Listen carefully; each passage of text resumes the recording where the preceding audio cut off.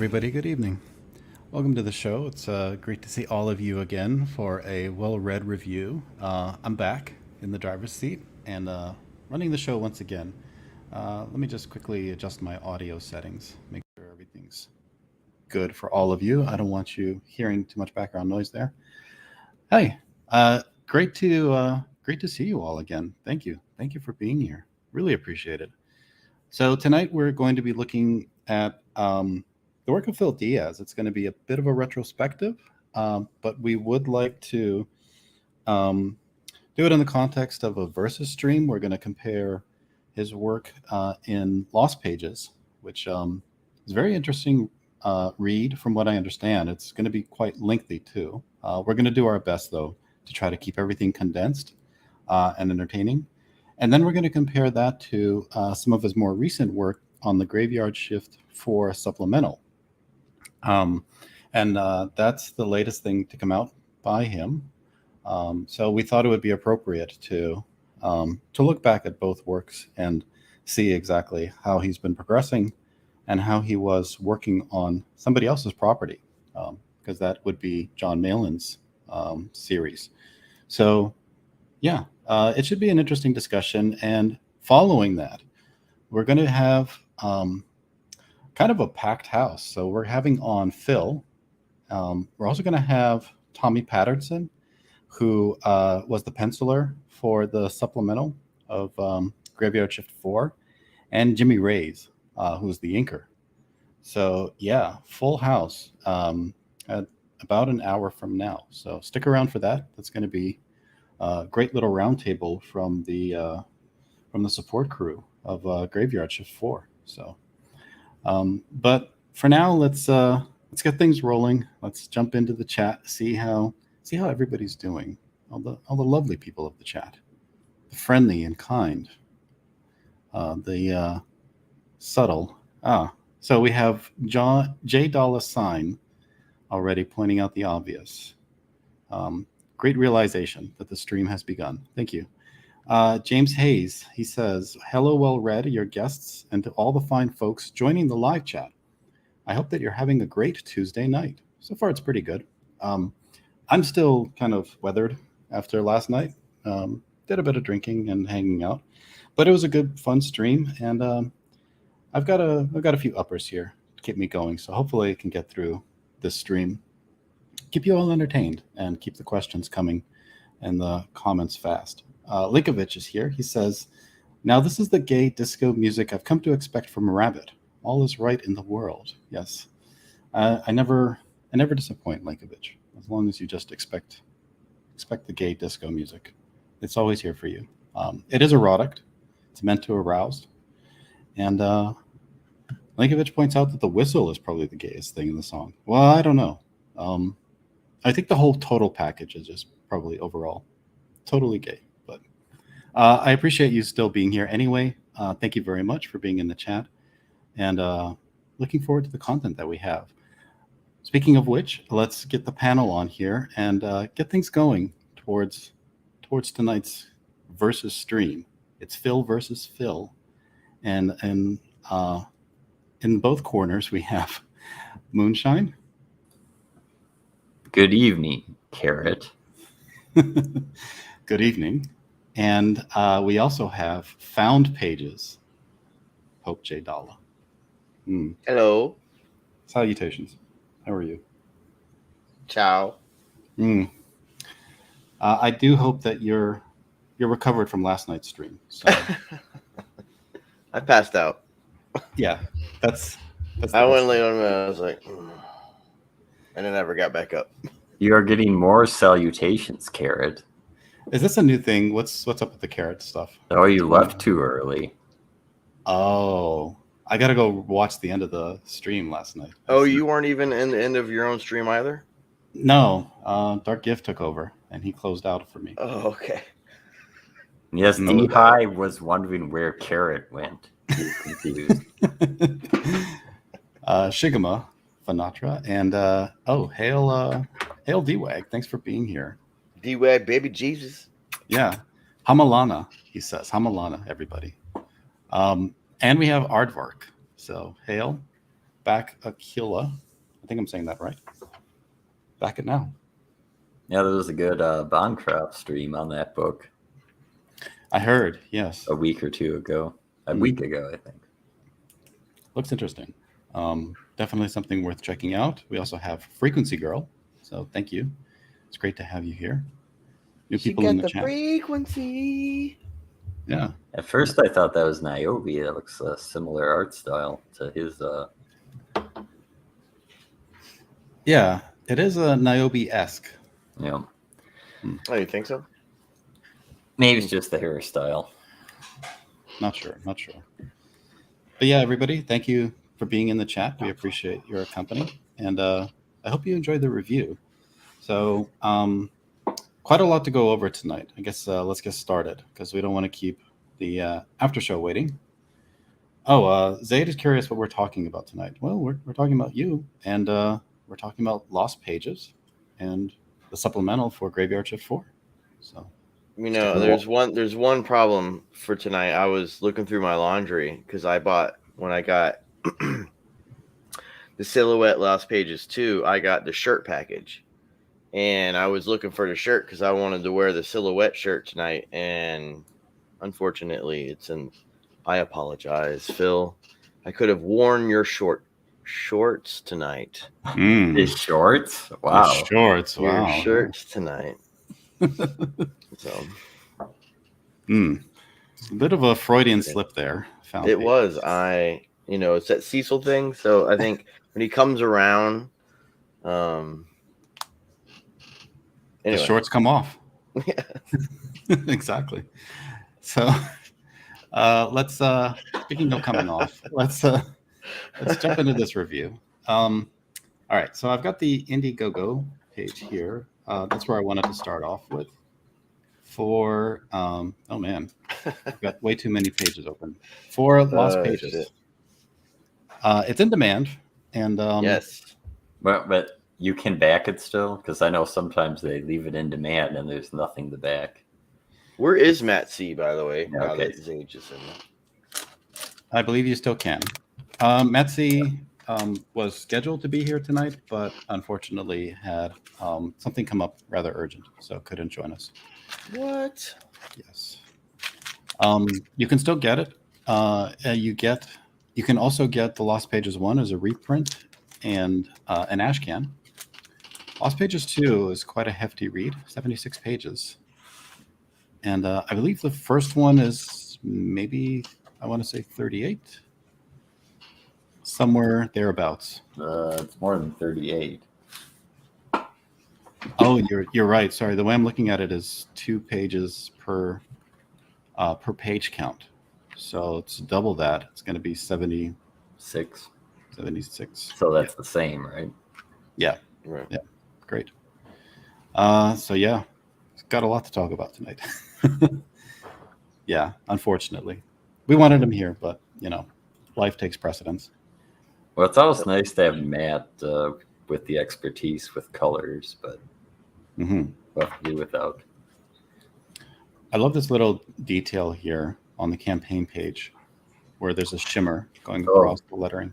If you back the physical copy, which I think there's only physical, it's actually a gold foil on everything that you see gold on that image is gold foil. So the Lost Pages, if you scroll down and see the face. Okay. Yeah. All of that gold is foil as well. All that gold. Very nice. Zaid, copyright that. I didn't read it. I didn't read either issue, as I normally don't, because I don't want to bias my questioning. But just looking at the covers of each one, they both seem to be telling very different stories. Am I right in that guesstimation? Well, each character is its own story in the Lost Pages, and it's kind of similar, or actually more of its plot holes is similar to this, except for this is good, whereas plot holes is stupid and hackneyed. But it's a bunch of characters that are essentially in a tome of books, and there's a narrative framing device where there's like a hobo telling these stories in the book that you get in the first Lost Pages 1. So the first each character generally has a different artist. So they each have their own style because of that. So that accounts for the heft because we're Yeah, actually getting several stories. Well, the first one felt like an anthology storytelling. So you had like a separate story, separate story, separate story. And then the second one, they just like the multiverse, they kind of fell through each universe. And now in the second book, it feels like they're all a part of the same universe. And there's like, so there's an inception going on. So it's the lost pages to the silhouette. So the silhouette is the main character. What these pages here are kind of the frame around the story. So this is Crimstone, and Crimstone is interacting with the boy who's listening to the hobo tell the story about the silhouette. So this is like the events before the boy finds the hobo. yeah, he's a terrible hobo. What a terrible hobo you are. There's a lot of individual story arcs, it sounds like. Yeah. And you're not really getting a complete narrative across each issue. You're getting vignettes. Is that essentially correct? Yeah. Yeah. It's like an adventure of each character. The anthology perspective was more clear in the first one, like with Joe Ball, and the second story, whoever did the first one and whoever did the third one. So there was a differentiation, I could tell. And in the third one, they totally collided with each other. Or excuse me, the second one, they totally collided with each other. Story-wise. So you had like the silhouette in one story, and you had that perspective. If you want to highlight James Hayes' last comment. Well, if you don't like this art, just turn the page and you'll have different art. So yeah, you may not like every single artistic style in this book, but there's a wide range of them.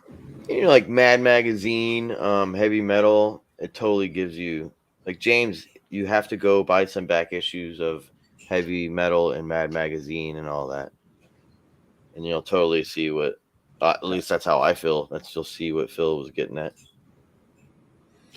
Now, I get the sense that, based on what you described, the first issue didn't have a common thread running through all the stories, but the second one did. Well, no. So the first issue sets up the narrative feature pretty well. So technically, the first issue starts with the silhouette, so that's a nice tie between the two of them. So you learn about the silhouette, and then after that, you get the framing device with the hobo who's revealed was telling other bums the story about the silhouette. So since both of them have the silhouette, he's pretty much as he sounds. He's just kind of like a silhouette, a shadow, kind of. He doesn't really know where he came from. He just hunts evildoers, essentially. All right. I don't know if J Money would like to describe it more. J Money, why don't you give us your 2 cents? Black Lives Matter. So it totally felt like it took a different turn in the second book compared to the first. Like I got that feeling. It almost like it was a different storytelling. What do you call it in a book or a movie? Like when one book has a style and the other book has a different style. Like I got that feel completely. Just change genres or something, or I wouldn't say change genre. You mean it changes tone, right? Oh, it's not even tone. Like I totally got, like I mentioned before, the anthology perspective. So it's for the anthology. Like you have one story, and they may connect, but like in the Heavy Metal, you had like one book that was a few pages, and you had another book that was a few pages, and then you had another book that was a few pages, and in between all that, you had advertisements. And none of y'all have ever had Heavy Metal magazine or any of that? Yeah. I read some. So it totally has that feel. Phil's aid. So I mean, is it satisfying to read it? Yeah. in that format? Well, I thought Do you get it enough was story? the first one that didn't feel like they were connected, and then the second one they were all like, they go through a portal, and I guess they go through a portal, but like all of a sudden the silhouette is in a different artist styles universe. So the storytelling went from that. So I mean, if that's the way to, if that's what they were doing, then they did that well. I'm not complaining. There's no complaint, but it just felt like it was two different styles of story posturing. What's your take on it, Moonshine? Do you feel like Mr. Moonshine. were they both trying to accomplish the same thing, but it sounds like the second one is probably more successful at it? I mean, the second one is longer on one character, but it really feels exactly the same to me. The artist is the same. It's Matt Dallo. I don't know how to pronounce it. There's a hyphen in his name, but Dalio, perhaps. It's you get about 10 pages per character. I mean, there is a complete story arc in each character you're introduced, even in the first issue. So the story is obviously longer in the second issue because it focuses on one character rather than many, but it just seems slightly extended. I wouldn't say it feels that different. Mm. Well, I mean, I guess whatever they were trying to accomplish, was it successful? Did you feel satisfied reading a selection of numerous stories within one book? I mean, I have no problem with that, but I would liken it more to Shonen Jump rather than older things. It's you have multiple stories and you get an issue of each story, but obviously the story continues, and that's why you buy the next magazine. Mm-hmm. Okay, so tell us a little bit about this this environment that it's setting up. You described a little bit how it sounds like they go through multiverses. I don't think so. I think it's a single universe. It's just the hobo describes that there's this power of the lost pages that essentially makes heroes to solve these problems throughout time. The time seems to change, but I believe it's the same world. Well, each one is drawn differently. So like Silhouette is drawn this way. The Purple Pit is drawn this way. Golden Jaw Man is, like there was a distinct, Joe Ball style with the boat story with the titties hanging out. This style story, like, so there was a clear differentiation in art, and that was the separation in the story. And the second one, they all collided with each other, and like the V for Vendetta mask is inside of the Silhouette story, or whichever one it was, and so it's like the Silhouette in the second book is falling through all of these different worlds that Purple Pit is going through. Gold V for Vendetta Mask Man is going.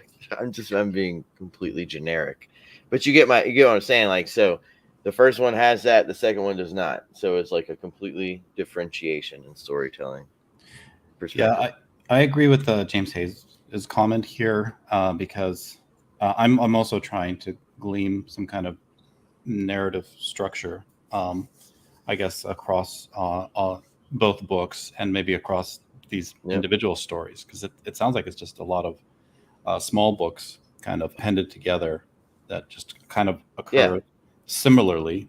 They're an jumping anthology. Yeah.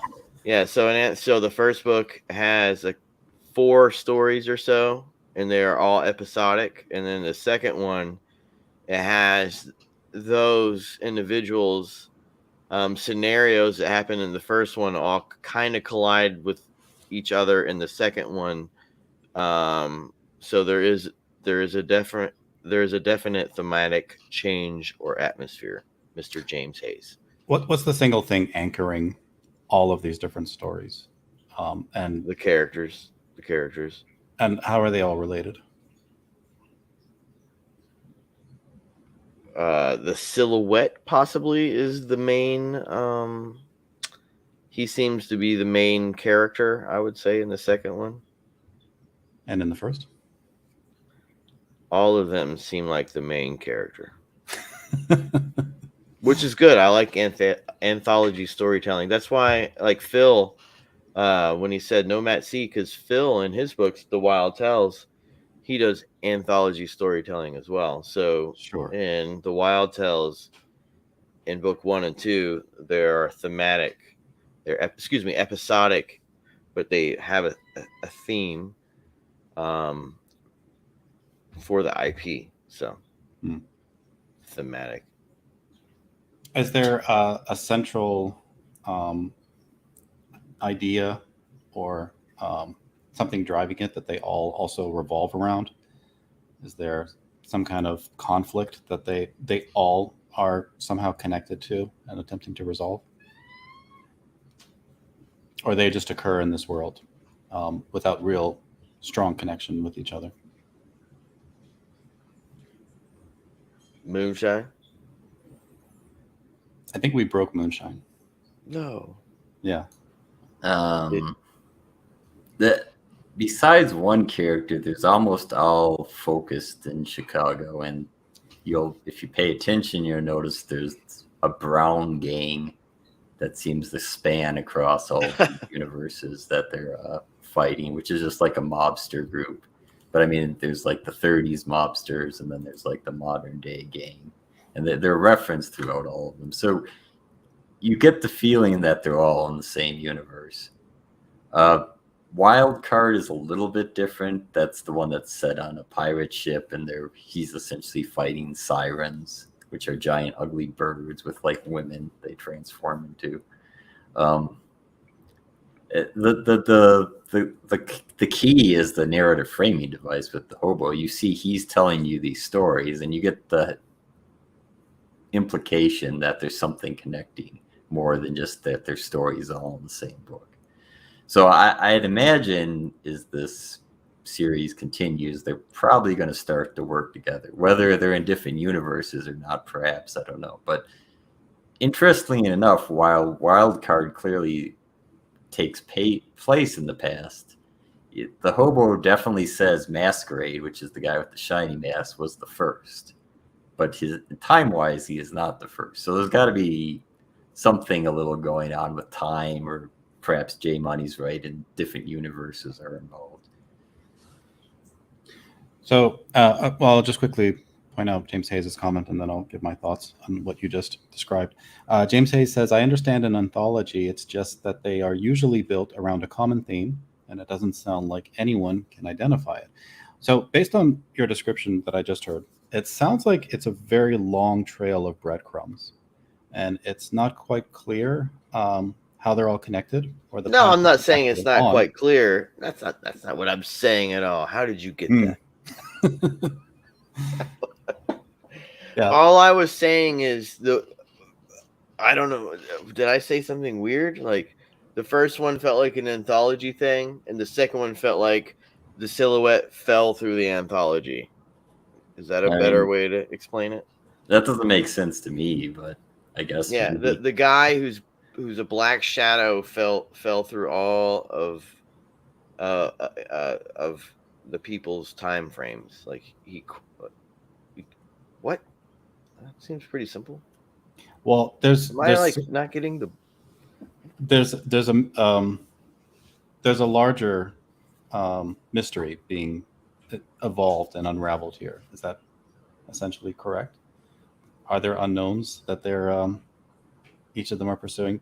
I know that we're spending a lot of time talking about the way these stories are structured, but if James Hayes is confused and I'm confused, there's clearly something that maybe we're just missing about what exactly you enjoyed or did not enjoy about this book based on the structure.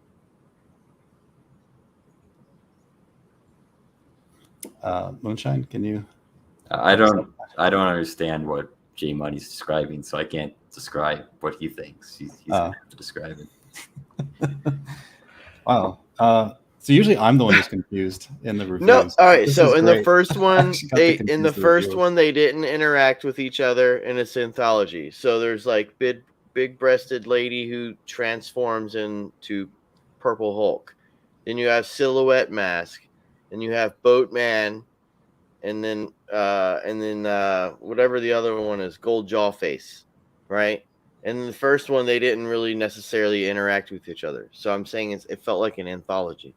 And then in book 2, Gold Jaw Face Man, Silhouette falls through all of them, and like the storytelling kind of what is so complicated? What am I saying? Am I speaking Spanish? Like, All right. you get what I'm saying? Does that make sense? I think I understand what you're saying.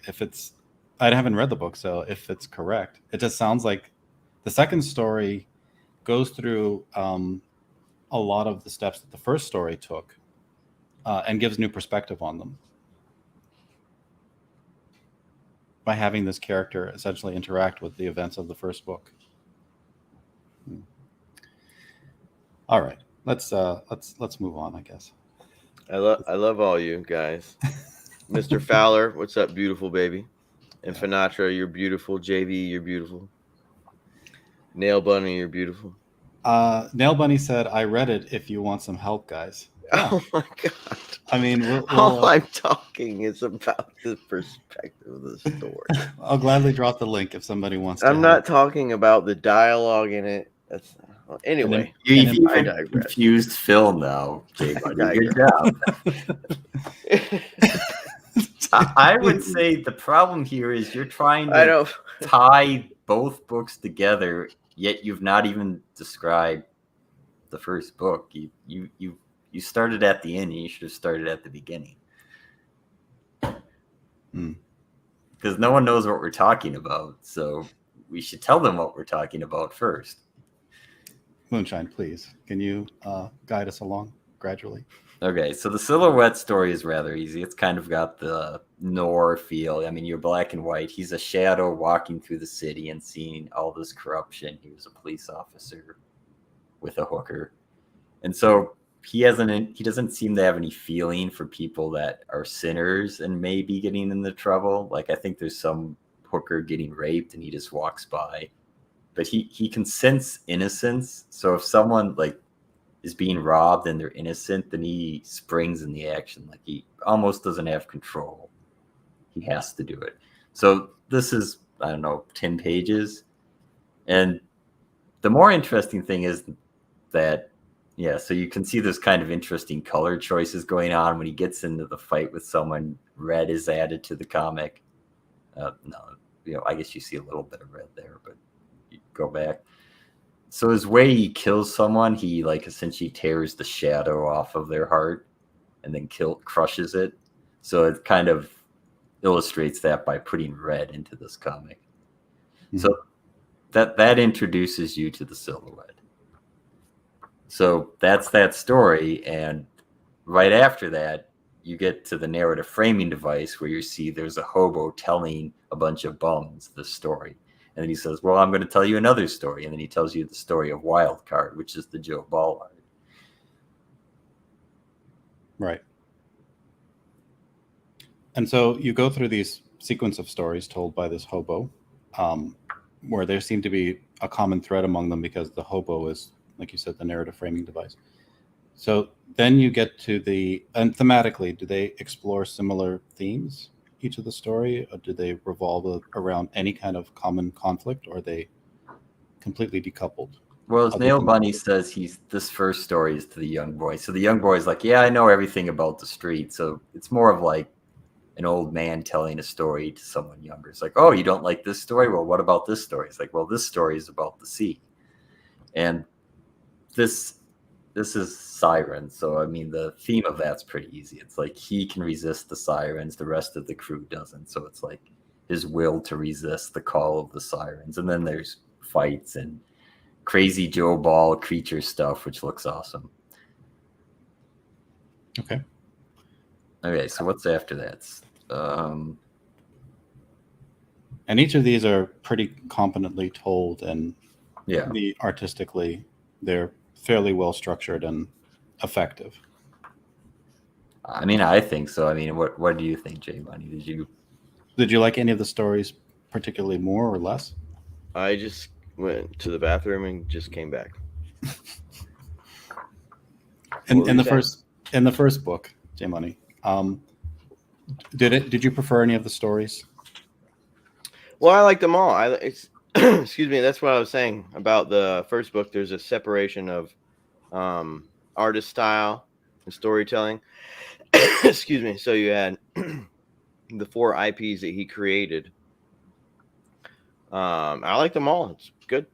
I felt I like when, because I grew up on Navy bases. When my mom would go grocery shopping, I would go to the magazine aisle where they had all the books, and I would read heavy metal and all of that shit, and all the magazines with cars. So what Zay did is totally something that you would pick up in a commissary on a Navy base and read. This is like up the alley. Okay. Absolutely. Okay. It's good. Mwah, mwah. It's good. I like it. And I like this. Every story has a different artist or art style. It's great. Simple as that. Did any of them feel unnecessary, forgettable, or disposable, or did you feel like all of them were essential? Did they complement each other? No, that's why I kind of felt like with book 2, the silhouette fell through each story. So in the first one, you were like, I wonder what's happening, or I wonder what's going to happen for issue 2. And then in issue 2, the silhouette falls through all the stories, so to speak. But, it's kind of cool how it all interacts. I like the differentiation in the artist in one book. I like that. Mm-hmm. And then he also, in his books, he has the advertising at the beginning and the end, almost like it's a like a double impact comic book or something like that. You would get the nude cover or the not the nude cover, so cover A or cover B. And I like that. That's what I was saying about John a week or 2 weeks ago or whatever. Like at some of the story splits, he should have had like a page of advertisement or something. And Phil has so it kind of changes. I like the change. It's good. He has like right there at 10. Click on 10. 10, sure. Yeah, so they're like the story kind of ends, and you got a wild card page, and then go to 11 and 12, or whatever 11, and then you got boom, boom, and you see what I'm saying. So I like that. Yeah, each character also gets its essentially own cover page as well. Mm-hmm. And that's kind of what I felt. Designing of a book that's very long style. Just having that kind of just one extra page of something helps. Okay. All right. Good. It's good. Okay, let's spend a little time, I guess, on the second book. Hopefully we'll survive it. So which artist and colorist did the best job in the comic, and who did the worst? Well, I have. Oh, sorry. Go ahead, Moonshine, since you have thoughts. No, J Money can. I didn't You say asked him first. You didn't. He did not. You're a liar. There was no. He said your name. Did he? I don't believe he did. No, you go ahead, Moonshine. Do you have any preferences? Well, I mean, I'm always gonna like Joe Ball's artwork, so that's my preference there. I guess I dislike, although I wouldn't say I dislike it, but I didn't care one way or other much about the Crimstone artist, which I believe isn't actually in the second book. This Maria Wolf Lopez. I mean, it's an interesting style, and the character actually looks quite different than she does in like all the other art, so that's kind of odd. But this story is essentially a loner girl that has an imaginary friend that essentially becomes real. And so the second book, does it touch on any of the themes or the plot points that were established in the first book, or does it start with an entirely new direction?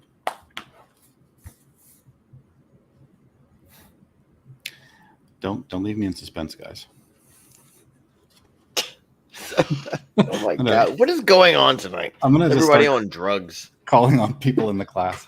Yeah. So, the second book, like he was saying, dealt with like the little colored boy. He ends up running into the homeless dude who has the Lost Pages book, and he kind of reads to him, like in the never-ending story perspective, like a scenario that had happened or is going to happen.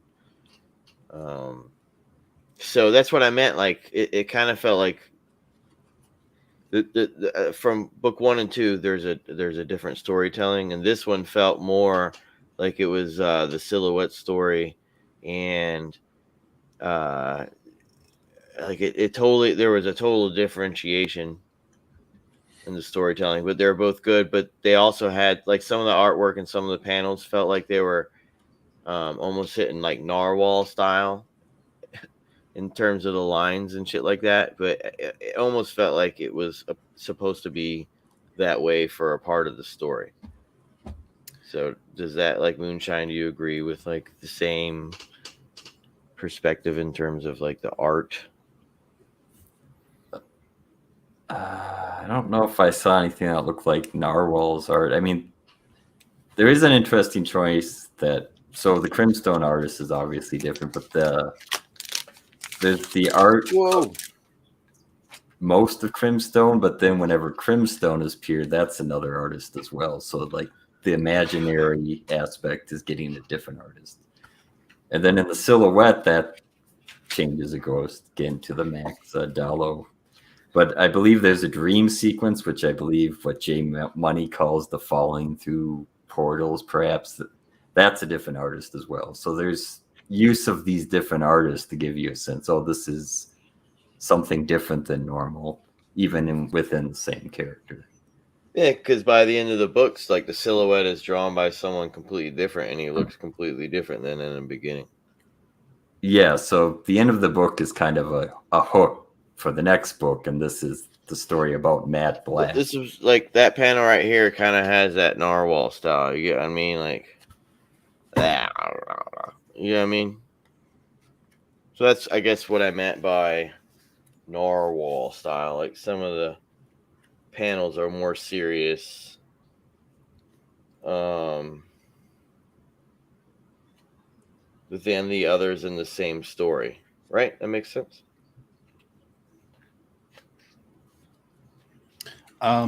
Yeah.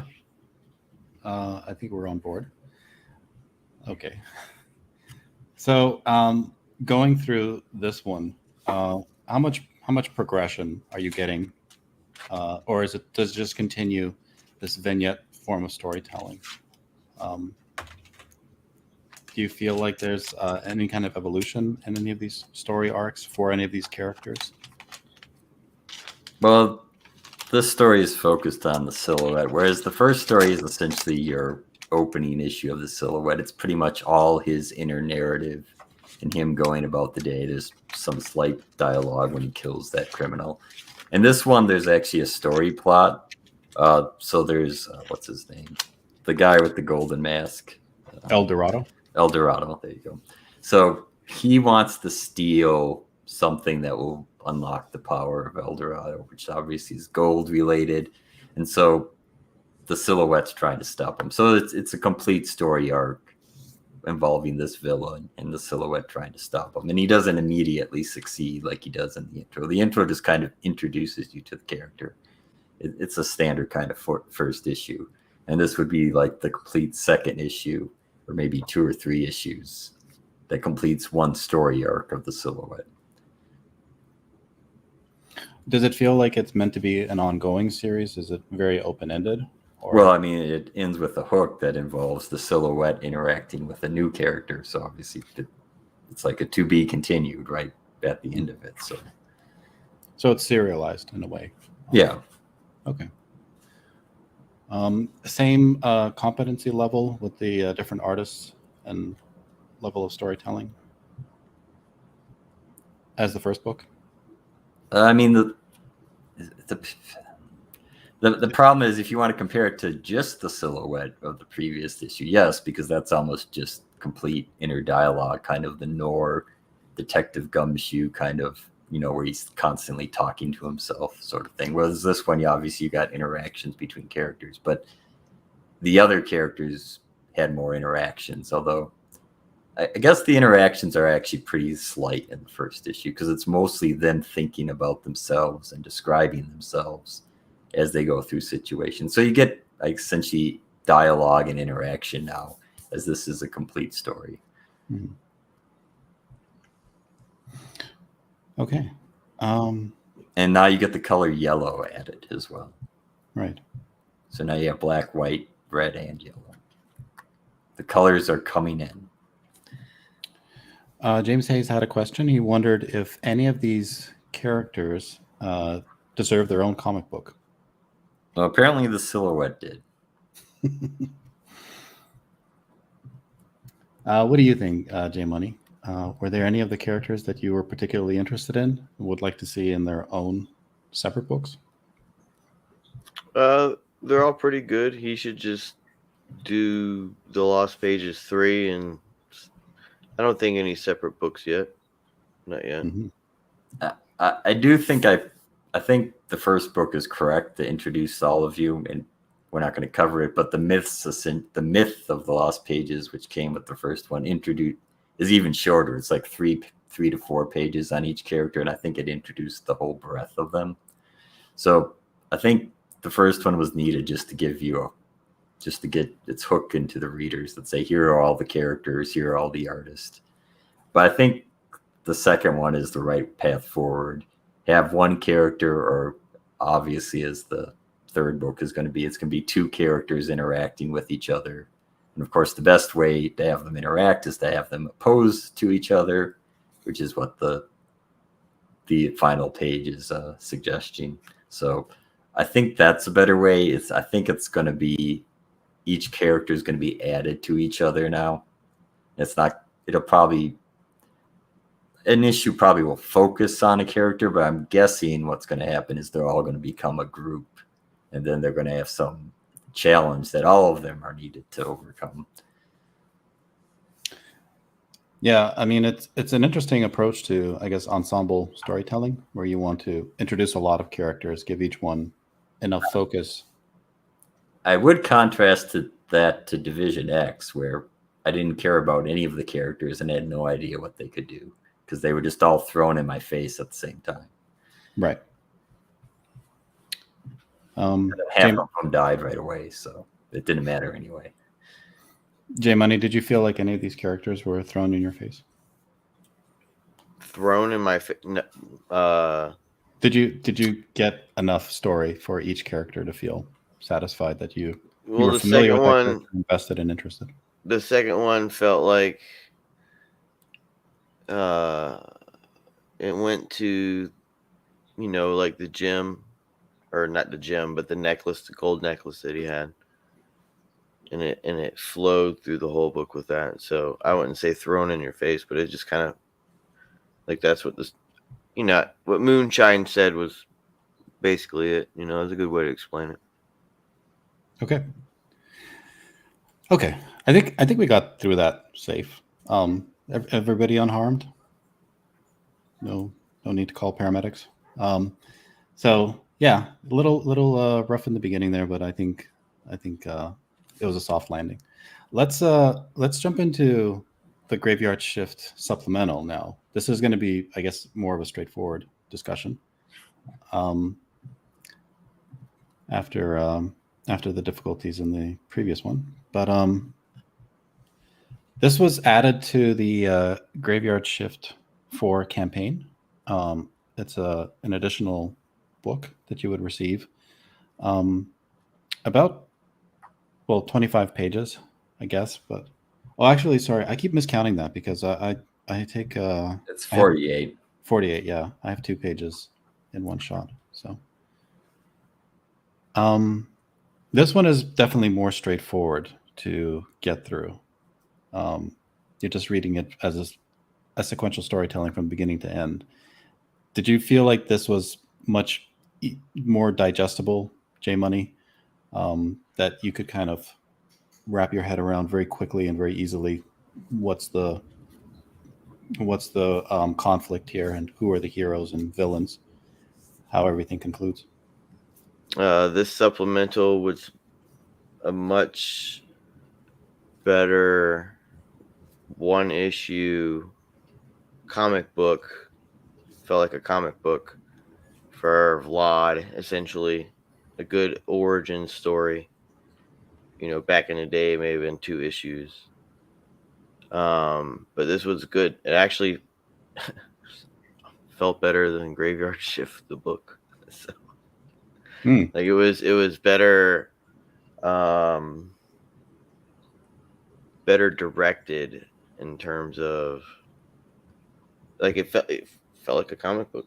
The other one felt like a trade paperback that was missing a few things. Does that make sense? I don't want to talk too You much. mean Graveyard Make it awkward right? again. So, what Are you talking about Graveyard Shift, the main book, or are you talking about Lost Pages? Graveyard Shift, the main book? Oh, I see. This one was better. Well, how would you compare it to Lost Pages, though, in terms of to Lost? Well, I mean, are they comparative in respect to? Well, this one was about just essentially like Vlad's origin story, right? Basically, Graham, yeah. Or Vamp Vlad, whatever his name is. It's basically Graham. Yeah, it's his origin story, coming up into Graveyard Shift. So it was. I mean, they're not even. They're just like they're 2 different books to me. Like they're not like what Zay did is for his book is not what John Malin did for this book. Like it feels like 2 different storytelling to me.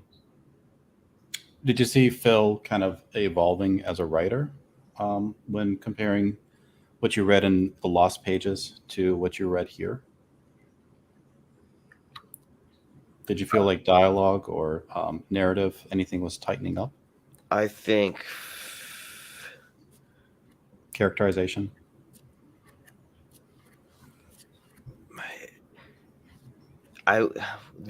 for any individual taking it, I think it would be a different approach. Like, so for Phil doing his book with his IP, and making his own characters and things like that, it felt different. I don't feel like it's like he did. There's a separation. You know what I'm saying? It's totally. This one felt like a comic book. That the other one, I knew it was Phil who made it. Like I had seen what he had advertised on his Indiegogo and the things along the way. And really, John didn't advertise the supplemental at all, right? It was just like a cover. Mm-hmm. That was it. Yep. So this one felt. So say, for example, back in the day, you could pull this one off of a comic book shop shelf, and it felt like an Image comic book or a Maxim Press comic book. So, like the other ones, I said it felt like a Mad Magazine story arc storytelling, a heavy metal storytelling, and this one felt like a comic book. So, well, it sounds like you're describing that he has versatility. Yep. In his creative. However you want to, yep. However you want to catch the ball. Do you agree with that, Moonshine? Did it feel like a 90s Image book? It felt like a comic book. It actually it was more focused. It's a single hero, but I would liken it most to Graveyard Shift 3. Graveyard Shift 3 is a team book, but this is like that's the team book, and this is the side book about a single character. Like X-Men, and this is Wolverine. Versatility. This case, it's Cable, but I would note that a lot of the characters in Lost Pages are very introspective, and I think Phil uses his writing style, because in Graveyard Shift 3, Graham is kind of just there. He's just very cocksure but competent. Here we kind of get his inner thoughts, and I think Phil's experience writing about all these different characters with different emotional aspects and damage to their psyches for some reason in Lost Pages helps him kind of make this character feel more fleshed out. And I almost thought this was a mistake until I realized the time framing. So right at the beginning, Bram is very quippy and is almost like, like Peter Parker's Spider-Man. It's like, well, that's not Bram, but it's like, oh, his family's still alive. So, he's happy and he enjoys his job of monster hunter, where at the end, he's very cold and heartless and just sets a person on fire in a building and walks away. So it's like, it kind of shows the arc of his character from being, a relatively happy person with his life. His family is killed and he doesn't immediately become the person we see in Graveyard Shift 3, but we can see further actions. He becomes kind of just cold and heartless and not just has his job and that's it. You felt more invested in the character, it sounds like, after reading this. He did the strength of the story sounds like the characterization. Well, Bram was pretty cool even in Graveyard Shift 3. But this was a good backstory for him. And I agree with J Money. I enjoyed this more than Graveyard Shift 4. This felt more like Graveyard Shift than Graveyard Shift 4 did, in my opinion. Is it the focus on a single character that you think helped that sentiment? I mean, Graveyard Shift 3 felt like Graveyard Shift. I think it's just introducing. I think the problem with Graveyard Shift 4 is it's a bridge book from the end of Graveyard Shift 3, which completed an arc to whatever they're going to do in the future books. And you have to introduce all these characters that we don't know about, and you got to do it in 70-some pages. And you don't have any attachment to them. You have attachment to Graveyard Shift. Bram was introduced to Graveyard Shifting and a couple of minions, but if you had one or two characters at a time, you can get attached to them. But if you introduce 20 characters, they're just faces and you don't care about them. Seeing what Phil can do with the introspective aspect of the characters here, would you have liked to have seen more of that in Lost Pages? Or do you feel like there was the right balance for each book, one being an anthology, this one being a focused solo story? I mean, Lost Pages has more introspective. This is still more actiony than introspective, but the first, 6 pages or so are mostly just Bram thinking about his past, and then it gets into the hook. So knowing Graveyard Shift, Bram can travel across dimensions, and so essentially they detect the super strong monster and like, oh, is this a villain or do we want to get this guy in our team? And that's the story. He's going to a dimension to find this monster, and the monster turns out to be, I don't know if you want to spoil what the kind of the hook of the story is, but the monster is actually hunting other monsters because he hates them. And of course he will hate Bram because Bram is technically a werewolf. So that's the fight at the end. James A is asking, so Vlad isn't a hero, but a psychopath? No, because the villain here, Toll, he's definitely a psychopath because he just wants to kill all monsters and even humans that sympathize with him. Bram is broken, but I wouldn't say he's a psychopath. He still wants to do good. He knows what good is. He knows you have to judge each person by who they are. He just doesn't really have any hope in himself anymore. Which, if you read Graveyard Shift 4, you might see where he may get some hope back in his life from, but that will obviously cause own conflict. So we'll see how that goes. Hmm. So, what about the art here? This is Tommy Patterson's work. Yes. I'm not sure if this occurred. I heard. Now, were there two artists on Graveyard Shift 4? Did it abruptly change? Well, kind of. So There was was it? there was paneling done previously, and that person had to quit. Oh, okay, so it wasn't that. Did you guys- Malin fire someone else? Is that No, what no. we're I'm learning? not. I'm not asking that. I'm No, asking. Was half the book drawn by one artist and the other half drawn by a different artist? No, that was the supplemental 2 that happened because Rob Willis drew so slowly, and I I see. think Tommy Patterson helped the second half of that book. I think I have that right. so that's the last campaign or this campaign? It Last wasn't this campaign, one. Graveyard Shift Yeah. 3, Supplemental 2. I would say I don't think he's as good as Aaron Alfici, but Tommy Patterson's style is very Malin-like. It's like this seems like an acceptable style. If you like Malin's art, you're gonna like Tommy Patterson's art, and Jimmy Ray's inking it. That's what I meant by it felt like Image. It felt like the dude who did the art and the paneling and all this totally has a future. Because it felt like a fucking comic book, man. It felt good comic book.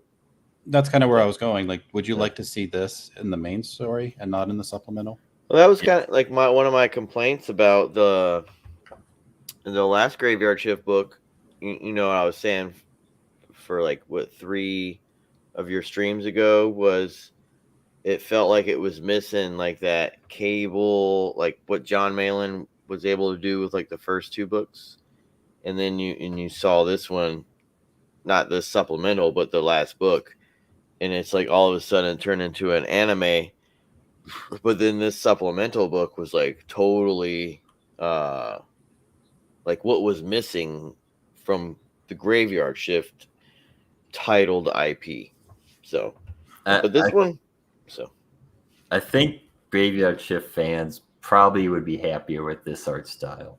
I mean, I'm not saying I really like Jose's art style, but if you really love Graveyard Shift, like the first 2 of John Malin's art, you probably would prefer this art, I'm guessing. If that's the kind of thing, if you like the 90s Image, Rob Liefeld kind of inspired art that John Malin does. Yeah, baby. So, back to, I guess, Lost Pages and the supplemental. Which do you think played more strongly to Phil's strengths? That's actually hard because he pulls both off, I think, rather well. Mm-hmm. Now I wouldn't. Yeah. Sorry, go ahead. He's pretty versatile writer, I would say. I mean, I've now read Magic Cop, Lost Pages, and this, and they're all different narrative features, but he's pretty good at moving between the different kind of tones and genres of what they are. Yeah. Phil has learned to steal shamelessly salesman comic book pitch, so he is able to do all of the sales pitches, and you can only improve from there unless you turn into Platt and stop doing good art. Same thing, I guess, with writers, right? Chris Claremont only lasted but for so long. So Phil, never give up. So it sounds like it's never give in. That sounds like it's good, hard, man. It's going to be hard to make objective comparisons since both of them are strong within their own genres. From a purely subjective perspective, which of the 2 do you prefer, the Lost Pages series or this supplemental? Personal preference. I would, if I was on like Comic Mint or Mile High Comics or whatever, I would buy the supplemental book because that's what I buy. But I would, because I don't have many heavy metal books, but like Phil's doing a good job of selling his style of Lost Pages, which I like. So don't stop doing that and keep doing it. So, do them all, Phil. Do them all. That's what I would say. How about you, Moonshine? What was your feeling? I mean, personal preference, I like Lost Pages more. That, like, the straight up superhero stuff isn't very interesting to me anymore. Like, I used to like it as a kid. It doesn't appeal to me as much. It's got to have a hook. Now, this does have the hook that it's monsters, which is fun. And I do like the characters. Like, Bram especially is very fun. So it's not like I dislike this, but Lost Pages just appeals to me more. It's the type of story I'm more interested in. So a tie. Curses. I had a feeling this would happen. Well, okay. So I guess maybe we'll get a tiebreaker from our guests, and we'll see if they would like to discuss their experiences working on. Well, Phil at least working on each book. So yeah, we have a couple in the back already. We'll wait for the third to show, and we'll bring everybody on. But yeah, I think it's the first tie we've ever had in a versus stream. Yeah, I guess Smugpug and I tended to agree, which is odd because when we didn't do versus streams, we almost always disagreed. So was I specifically? I guess I didn't get the rules. Was I supposed to pick one? You did. You picked. I did pick one. I mean, like, yeah. Okay. And Moonshine picked the Lost Pages. So we should have had a third here to break the tie, possibly. So yeah, we thought it's better not to have a third because it seemed like there was a lot to talk about, and there was a lot to talk about. Yeah, I didn't realize we hadn't done Lost Pages 1. I was like, oh boy, this is gonna be a lot to discuss. Yeah. Okay, so I guess we'll wait. Still one more person, and just quickly go through the chat and see what people are thinking. Jimmy says, nope, but that's a good idea. I have my own book, Dragon Rage, launching soon. Maybe I can use some pages for that. I think there's a conversation between Notre. Do you have any more practice pages for your Gumroad? Okay, so each of the creators are still working on. Oh, read Linkovich's comment. Well, ask Well Read to pronounce Reyes again. Reyes. Ugh. You can say Ray. Know nothing about Spanish.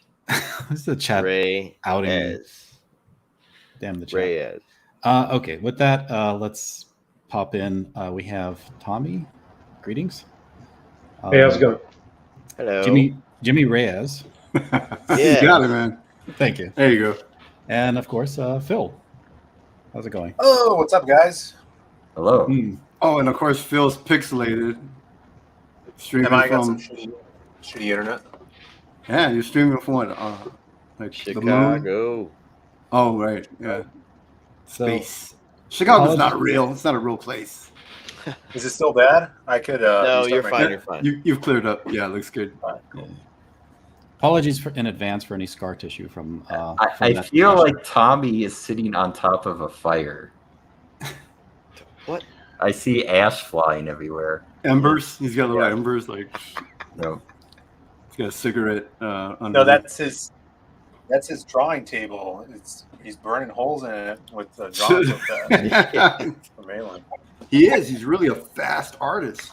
Tommy is. Oh, Tommy's quick, man. it's going Nova. Oh crap! Scary stuff. Pulling it off. There you go. I turned my stuff off. Are we allowed Thanks for to having curse on here?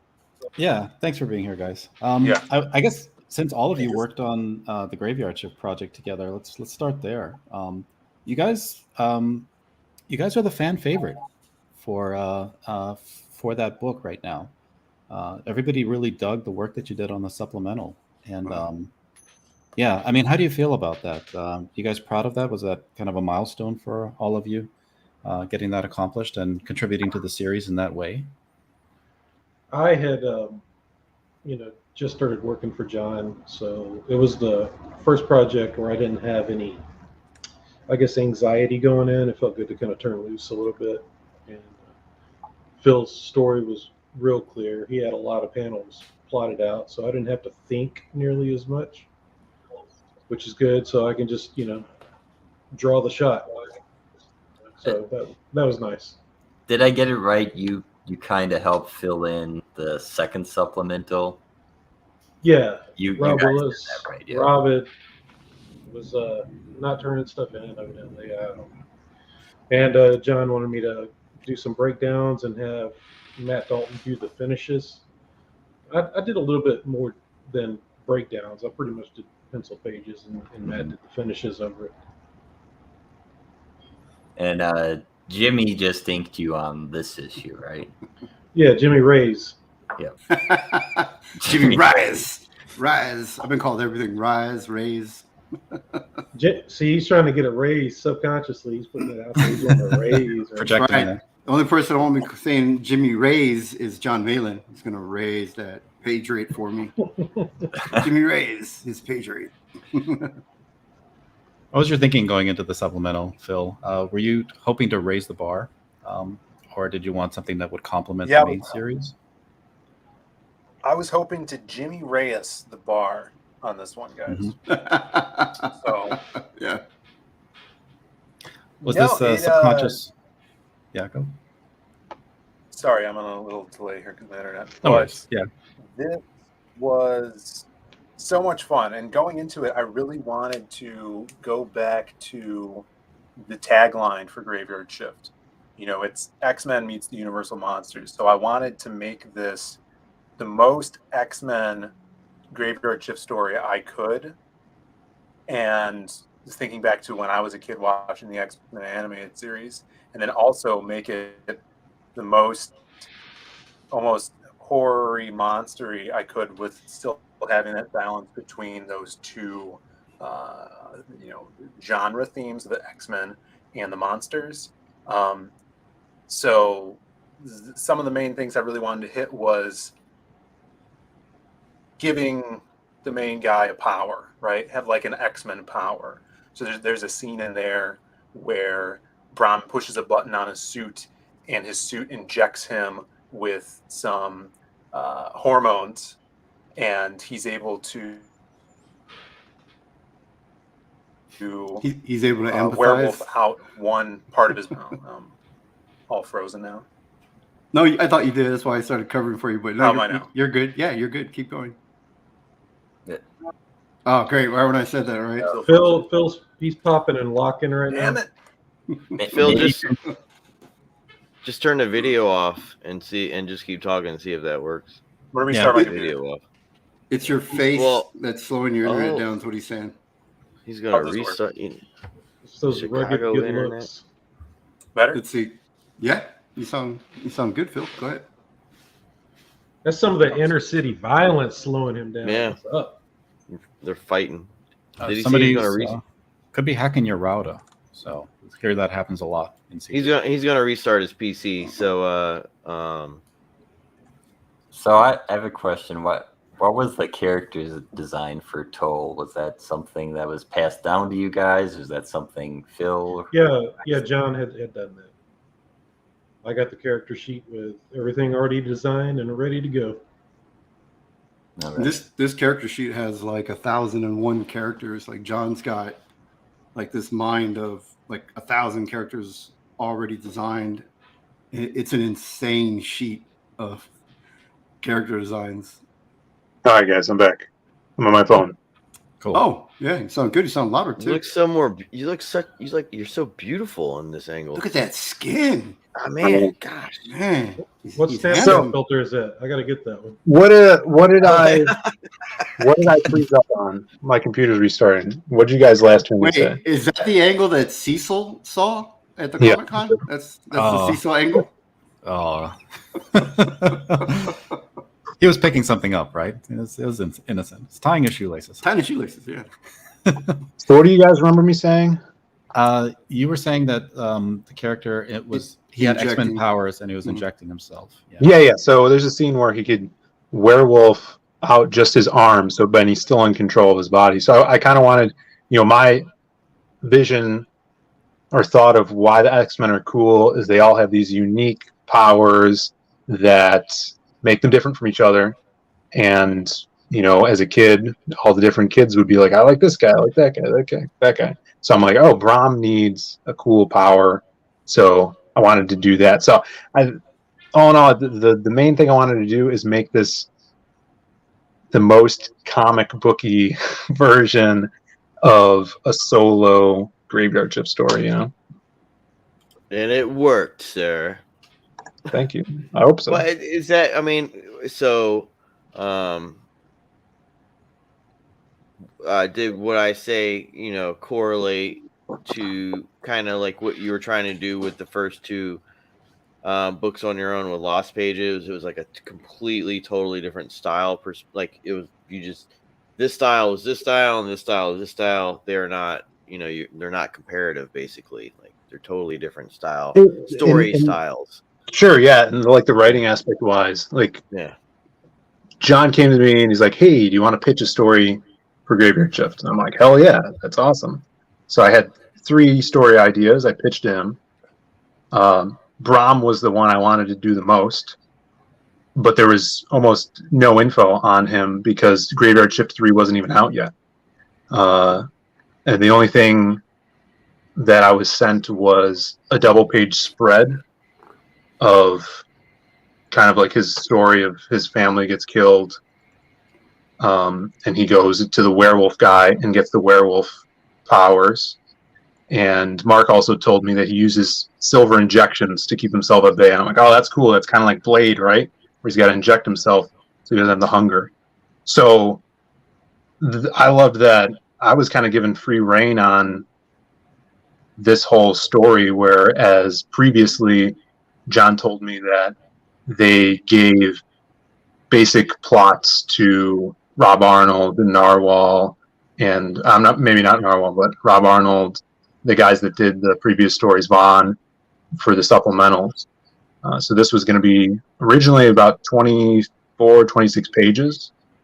And then we extrapolated that. John's like, oh, add some more pages to this fight, or we need 4 more pages here, and it grew into this 48-page thing. Is this the first time that the 3 of you have worked together? Yes. Well, I don't know about you. You guys were doing the other project before, were you not? Yeah, Omega Storm. Jimmy and I were on that. Oh yeah, that's right. We started the other one first. That's right. Yeah, Which one's Omega Storm? What is that one? It's going to be launching like in a few weeks, I think. John's Is that gonna go ahead and y'all's? make it. It's Jimmy and I. Oh Yeah. no, it's for Malin. I have my own book, Dragon Rage, that I was working on before Malin asked me to ink for him on this book, Right. Omega, and I had no idea who Tommy was at the time. I had seen Tommy's work, but I didn't put the 2 together. But when I saw Tommy's work, and I was working on my book, Dragon Rage. It's the first book was doing really well. I thought, man, maybe someone else will step in. But no one else did. Malin, was asking around and nobody else was stepping up. So I didn't want to just leave somebody there. I know what it's like when you're trying to get stuff done. I hadn't even seen Tommy's work and I agreed to do it. But then when I saw Tommy's work, and you guys have seen it now, I'm glad I did. Preach. And you guys haven't seen anything. Tommy hasn't even peaked yet, man. I mean, he's Keep got. pushing. You want another compliment? I like that lamp. Phil, you behind jump right in there. here. It's compliment. No, but honestly, and that's when I started getting Tommy. You literally said I like lamp. All right, let's go. No, That's what we need. First time working together with everybody here. Yeah, and it's crazy because when you work on something in the industry, either CG or mainstream or wherever, you'll work on stuff, but it doesn't come out in that sequence. Like Tommy and I, we've done a couple of books already that haven't seen print yet, and Phil's I think was the second thing we worked on, and it came out first. Mm-hmm. And you're both continuing to work with Malin. That's sounds Yes. like if you have ongoing projects. I know Malin is fond of your art also, Tommy. I've heard him compliment your work. So yeah, it's He's helping me out quite a bit. He pulled me out of the rubble. I'd been cast aside by the old comic book industry. Well, And- we didn't show much of the supplement. I think page 7 has like the full page of Toll. If you want to show that, so people have something to look at. Sure. Yeah, that's great. See this art we're talking about, rather than just have people tell them what it is. Pull it up. It's like page 7, I think. So Yeah, 7 is 2-page spreads. It should be on 7, I think. Yep, there it is. 8, actually. 8 on the There left. you go. Yeah. There you go. Yeah, I like that. So Base. that's Toll. He's kind of, I assume he's supposed to sort of look like a troll, perhaps.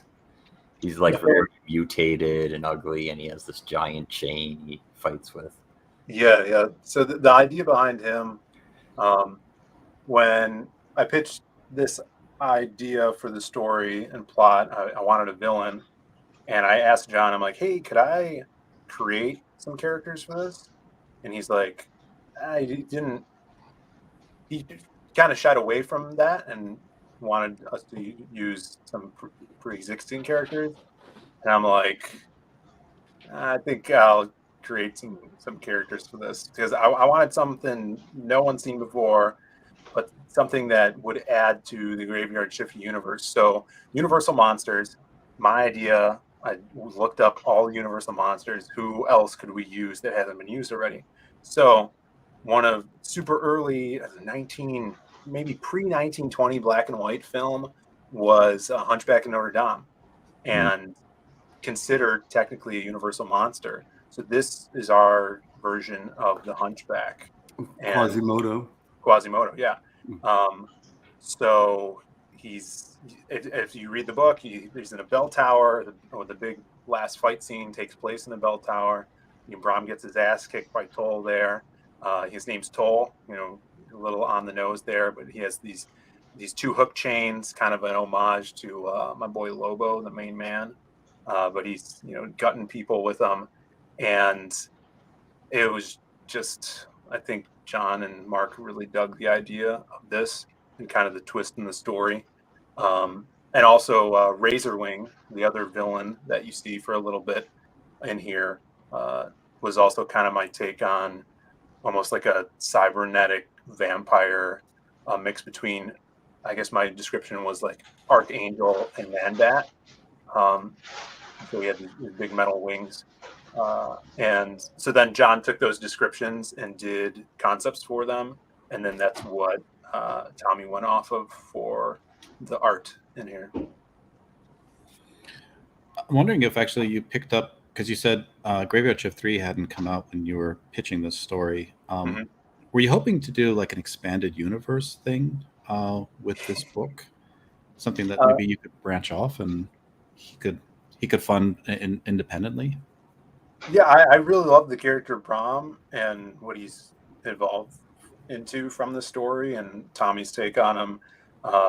There was a time where I'm like, yeah, that would be really cool to have a little pocket of Graveyard Shift where it was Tommy, me, and Jimmy doing stuff on that, maybe with a different team or so. But anyway, anything can happen. I think that would be awesome because I really dig the vibes of this story and had a lot of fun playing around in that sandbox. Yeah. So I hope to work together with Phil again in the future. Yeah, I love working with Tommy. And Jimmy is he's my guy now. You know what I'm Phil, saying? did you like writing your own story more or John's story more? I think any writer is going to enjoy working on, and any artist, right? Any creator is going to enjoy working on their own stuff more because you don't have any parameters, right? To work in, it's all free imagination. But that being said, this was for my first time working for someone else. This was very, very free reign on this story.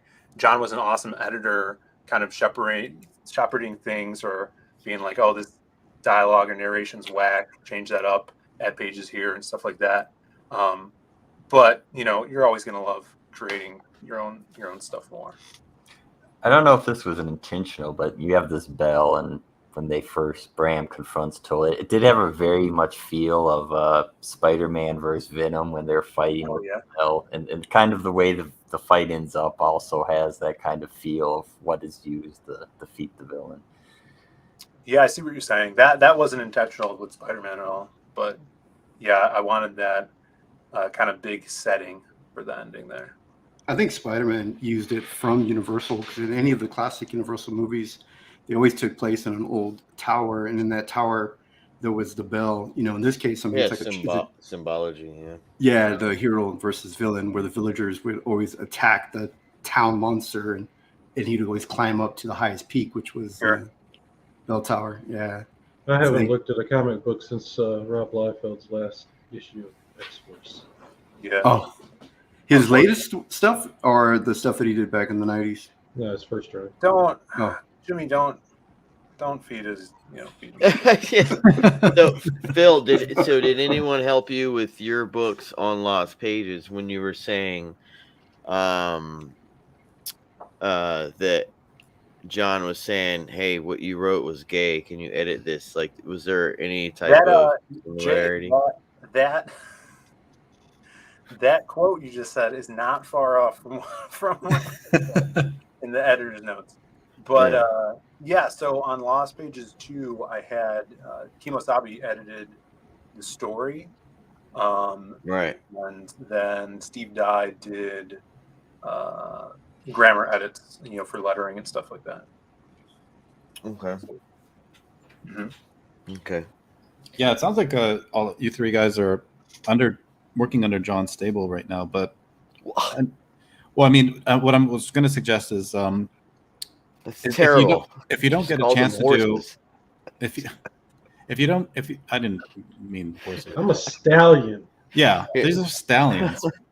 Big John- dick John's gonna stallions. ride Okay, on my okay, shoulders. okay. Cannot be corralled. Yeah. If you don't get a chance I'll to carry do, John around on my back at the convention. But you did nail it when you said stable. There's a lot of hay in the studios where we work. I mean, we sleep on a Right. big pile of hay. And Let's let Weller Yeah, Red it's- say what he was going to say. it's a very well stocked stable. A lot of benefits there. Lots Yeah. of steroids, If you don't get to All do right. like you seem like a team that like you have a good dynamic and you produce quality work. If you don't get the opportunity to do expanded universes, have you considered maybe doing your own property together, and just maybe finding some new superhero outlet that the three of you could continue to collaborate on? Or have you thought of adding these two guys to a story in Lost Pages? Yeah, we've talked about a bunch of stuff, and you got to keep in mind that we worked on this a while ago. This story was done, I believe, before Graveyard Shift 4 was done. I think it was written.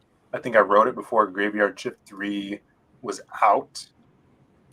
So it's been done for a while, and we've done streams together, and Tommy and I just streamed today together on my channel. So I love working with him, and I excited to work more on so stuff. when he says, "Yeah, I'm going to work future people," he's talking about Tommy up here, the Brady Bunch above me. Because I've asked Phil, can I donate art for this? And this is my artwork.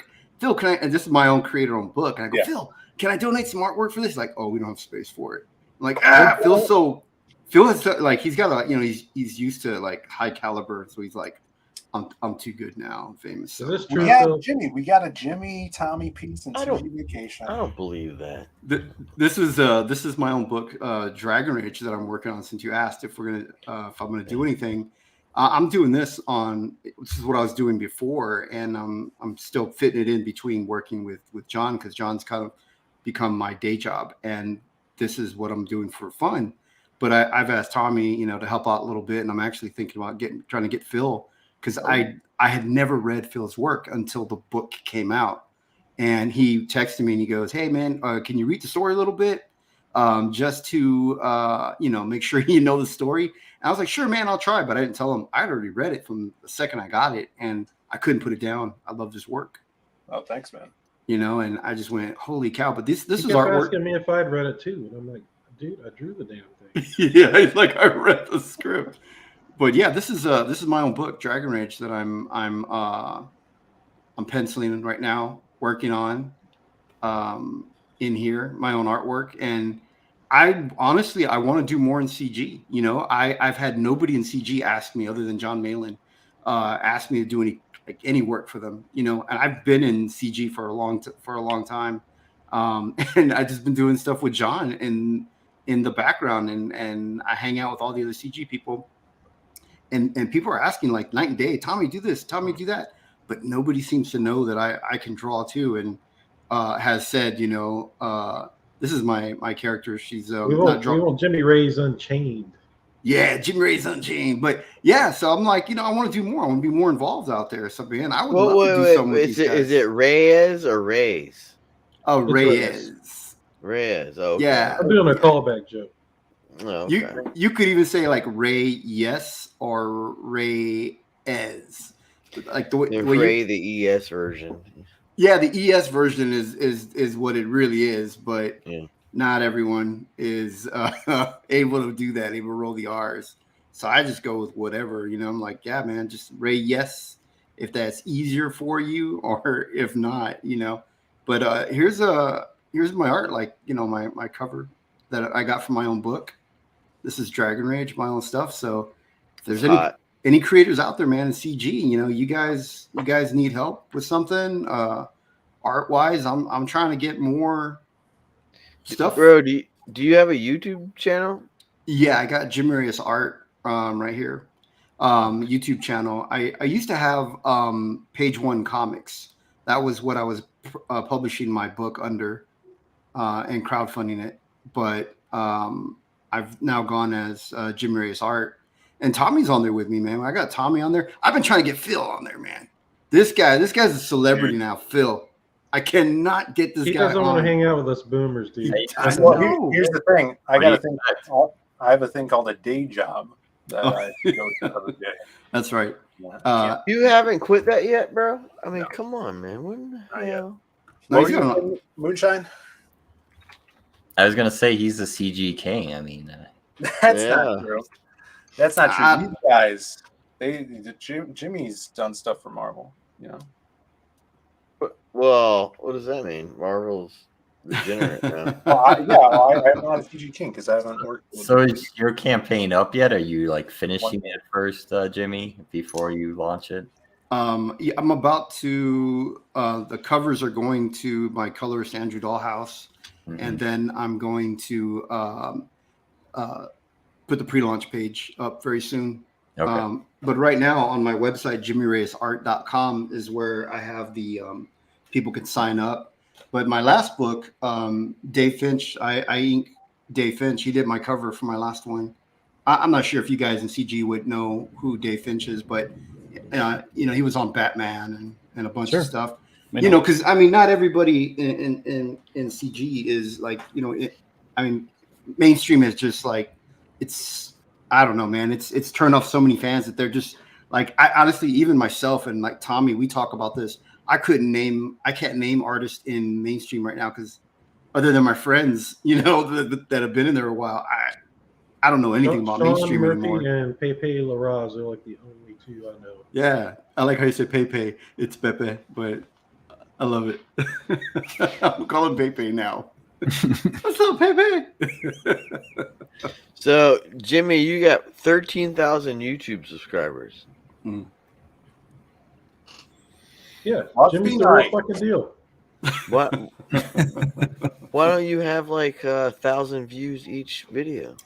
I quit streaming for a while, and Tommy up here is the one that says, "Hey man, you need to stream more." All right, so Tommy, the producer. All right, what's happening? What happened with Jimmy? What happened, Mr. Tommy?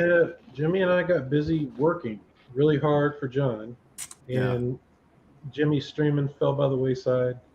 I'm trying to get streaming more, and Jimmy doesn't realize how popular he is or was. I say is. Was. So, well, I'm trying to get in, and I mean, I've been in CG for 2 years, and I can't get. Nobody even knows. None of the CG people know. Just John Malin. He's the only one and Ethan, the only two that know. John kept us under wraps too hard. Yeah. We're moving, Yeah, I'm sure we're John attempting a little maneuver called moving to the forefront. Maybe you've heard of it. We're going to the front of this motherfucker. Well, John is like, he seems like he's all business, and he's one of the few creators I think in CG that's legit serious about doing a publishing imprint. And he wants multiple books coming out. He wants to employ people. Yeah. I And think that's why Jimmy and I work well with him, because he runs a professional operation. Yeah. I think that's also like Joe Ball says he's fine with working with John Malin, and Joe Ball is kind of the pinnacle of professionalism. He just works with everyone. So it seems like the professionals really get along with Malin, know how to work with him. I think it's just Yeah. I mean, John's got a tone. You just, if you see him online, that's his tone. So Yeah, as long as you expect that coming in, he writes emails and gives you critiques like he's writing an 80s action flick. Okay, I feel like I'm getting Clint Eastwood is giving me a critique for Oh Dirty man, Harry. I was Die Hard. Yeah. Bruce Bruce totally Willis. thinking. Yeah. Yeah, and I know people. I've heard people say, "Oh, working for John is rough, or it's hard, or it's what you make of it." Like, he's pretty much a blank slate, and if you're fair with him, he's fair with you. And Tommy is really good. He doesn't miss deadlines. We were told, we were asked, hey, can you do a cover? This cover, can you get it done in 4 hours? And for Tommy's, yeah. And then it comes to me and Jimmy, hey, can you get it done by the morning? So that meant I stayed up all night working on it, inking it, and we got it turned around in 8-10 hours or something like that, Tommy. So when push comes to shove, I mean, John knows, that we've proven to him that, hey, we're reliable. We're there for you. Jimmy's hyping it a little overboard, but it was like a pretty quick turnaround. It was like a couple days. Yeah. He hasn't cussed you out. Oh yeah, he's cussed me out. Here's my thinking. Am I gonna, if he pisses me off in an email or whatever? Yeah, I just think, do I want to go work a day job? No. Well, yes, exactly. Is my own interest served here? Yeah, he wants the pages to look better, or he wants me to fix whatever. Now, there are ups and downs. So, just like 2 weeks ago, I start heading into a lull, and then he comes in, with a hot email, and then I'm just like, fuck, and then I talk to him like a couple days later, and he pumps me right back up. You feel like artists need that sometimes? Yeah. Your experience, do you find that to be true? Yeah, just because you go through these creative lulls and lack of confidence, like I'm still in, like, because I came off of like 20 pages of layouts, and that'll drain you, dude. Like, that's all your that's all your horsepower right there. Like, once the layout's done, all the drawing of the pages and all that, that's easy. All the work's done in the layout. So I come off 20 pages of that, and I'm wiped out. So, it'll be toward the end of this week before I'm like full steam and like confident in my work. Yeah, and John has made it where, I mean, Tommy and I both came from the mainstream, and John has made it where he's paying us well enough that we can't afford to quit. John is paying me more than I made when I was on Avengers, so I can't afford to quit. He's paying me my best page rate too. So yeah, it's one of my best page rates. Yeah. Well, given what Marvel comics look like often, you probably need to pay more than Marvel pays, because otherwise your artists aren't going to stick around. Yeah, Phil is questioning why he took such a low payment from John. I saw it in his face. I see that on his face. He's like, this motherfucker. You saw him look. He looked to the left. He's just like, man. And the thing I've noticed is, like, John will recognize hard work, when you do hard work, and he'll reward it. He's not going to give you like all this, he's not really a come on in, give me a big hug, Jimmy, man, you're doing awesome, great job. But he'll come in and he'll be like, hey, you know what, you earned this amount, and he'll, he's a good guy, when it comes to like business. A commercial should cut in right now and sell us John Malin insurance. Some like John Malin insurance, or like Wolf Milk or something. Dan, and he's. What are you drinking there, J Dollar? Is that a little wolf milk? It's piss milk. I mean, piss water. I mean, Okay. Tommy, how did you get so talented? I drink my wolf milk. it's only Tuesday, right? That's not quick. It's not the Quick, week. he does. It's not the weekend yet. Don't buy any alcohol.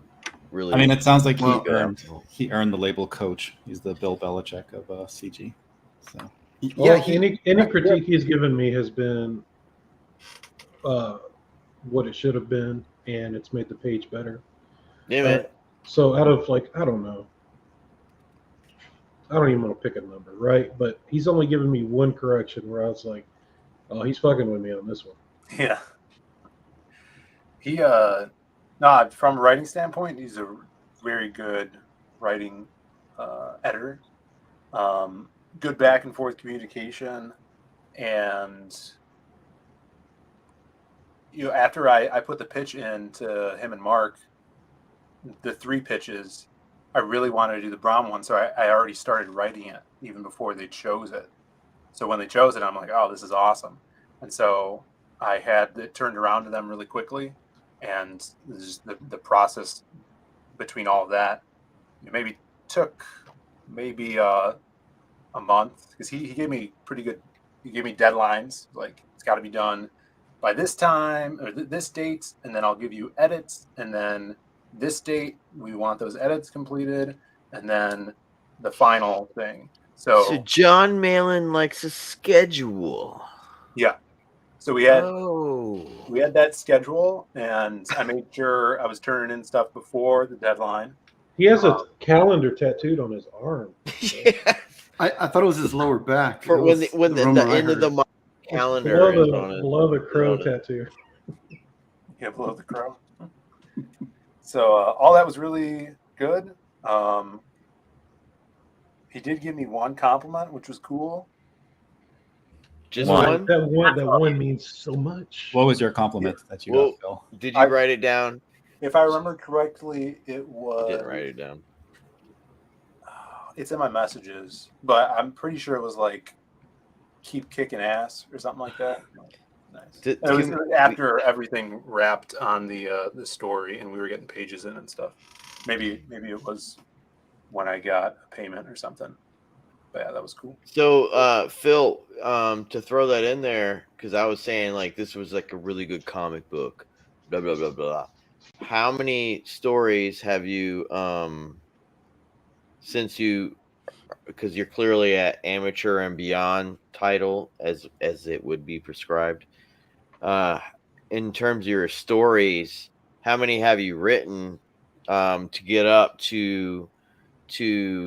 Because I felt like it was a comic book, like I was saying earlier, I felt like it was a comic book off of a image, or like a weekly pool. So like how many stories did you have to write to get to this that story? Yeah, well, to get to that, to have you know what I'm saying, like to get to where it felt like a comic book off of a newsstand. So you're saying how many times did I write this story? No. I'm just in general. How many stories in my career? Sure, your career. Yeah, well, we did Magic Hop 1, 2, Lost Pages 1 and 2. There's the supplemental book for Lost Pages. There's an Ash Can for 2.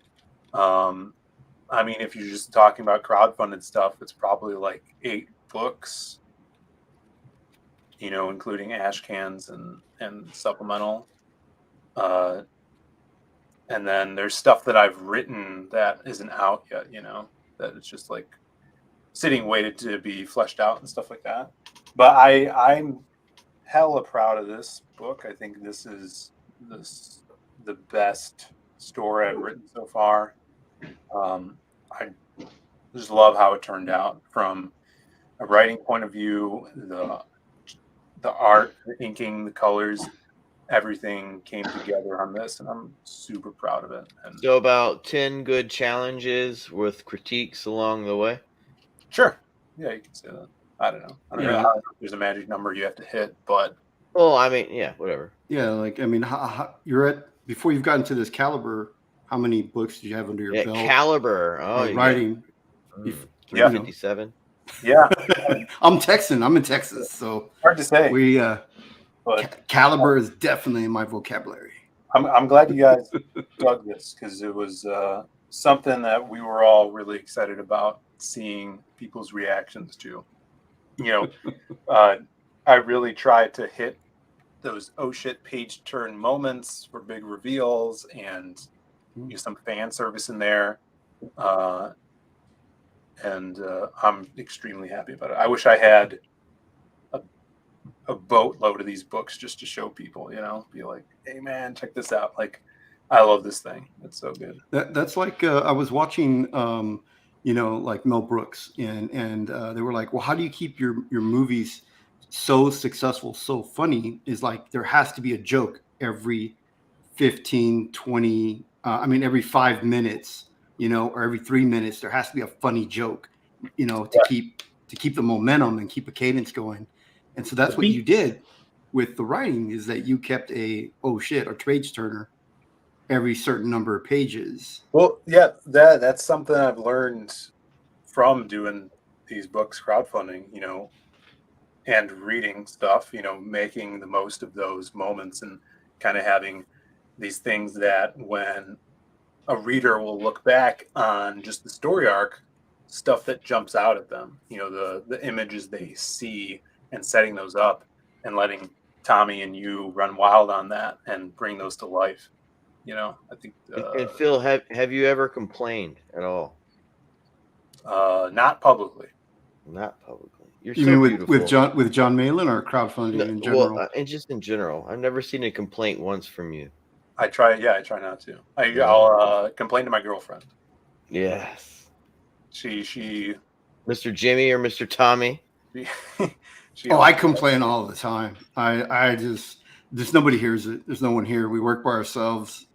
I call Jimmy and I cry. Yeah. There's a digital crying corner.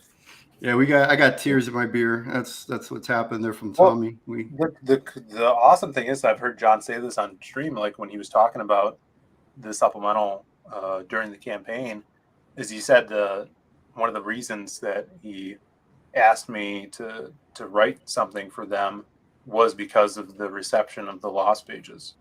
The first one. And I believe when I started writing this, I had already started writing the Lost Pages 2, may have even finished that script at the time, but this is the newest thing that is out for me. So Admiral Wackass apparently is a fan of Magic Cop, which is, I guess, much more indie, I think. OG. For sure. Yeah, Wackass is a big Magic Cop guy. He's awesome. What do you mean by indie, buddy? Indie. So are you going to sell a Magic Cop wand like Harry Potter? Is that a next on the line? Like he's a kid? No, the wand. A wand? What? Like a physical wand? Maybe one day. That'd be cool. We could 3D print that. The Hitachi Why wand? 3D print it? Just go in the backyard, take a couple of twigs. Yes, get some twigs and a little I like knife. Tommy's Hitachi wand is a good idea. So what's your next project? I know you have the Yes, good question. Which I assume isn't a very heavy writing load, but what's your next kind of story-based book that you're working on? We're gonna go into Lost Pages 3 next. So hopefully we'll have a campaign ready for that in November after we get all the CG Vacation books out. And then from there, we're gonna have to see where things land for us, because there's some other IPs that people want us to help with.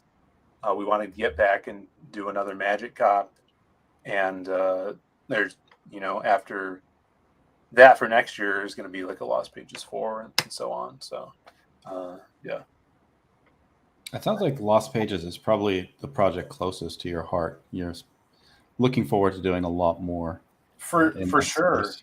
The Silhouette was the first character my brother and I came up with, and we actually did, like, talking indie books. We did crazy indie guerrilla books back in the day, like 2012, with the Silhouette was the main character.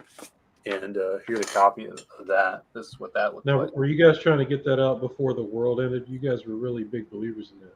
time, right? Yeah. Well, I graduated high school in 2012, so Wait, This is- are there shadows? Jesus, how many times did you? You flunk? young son of a bitch.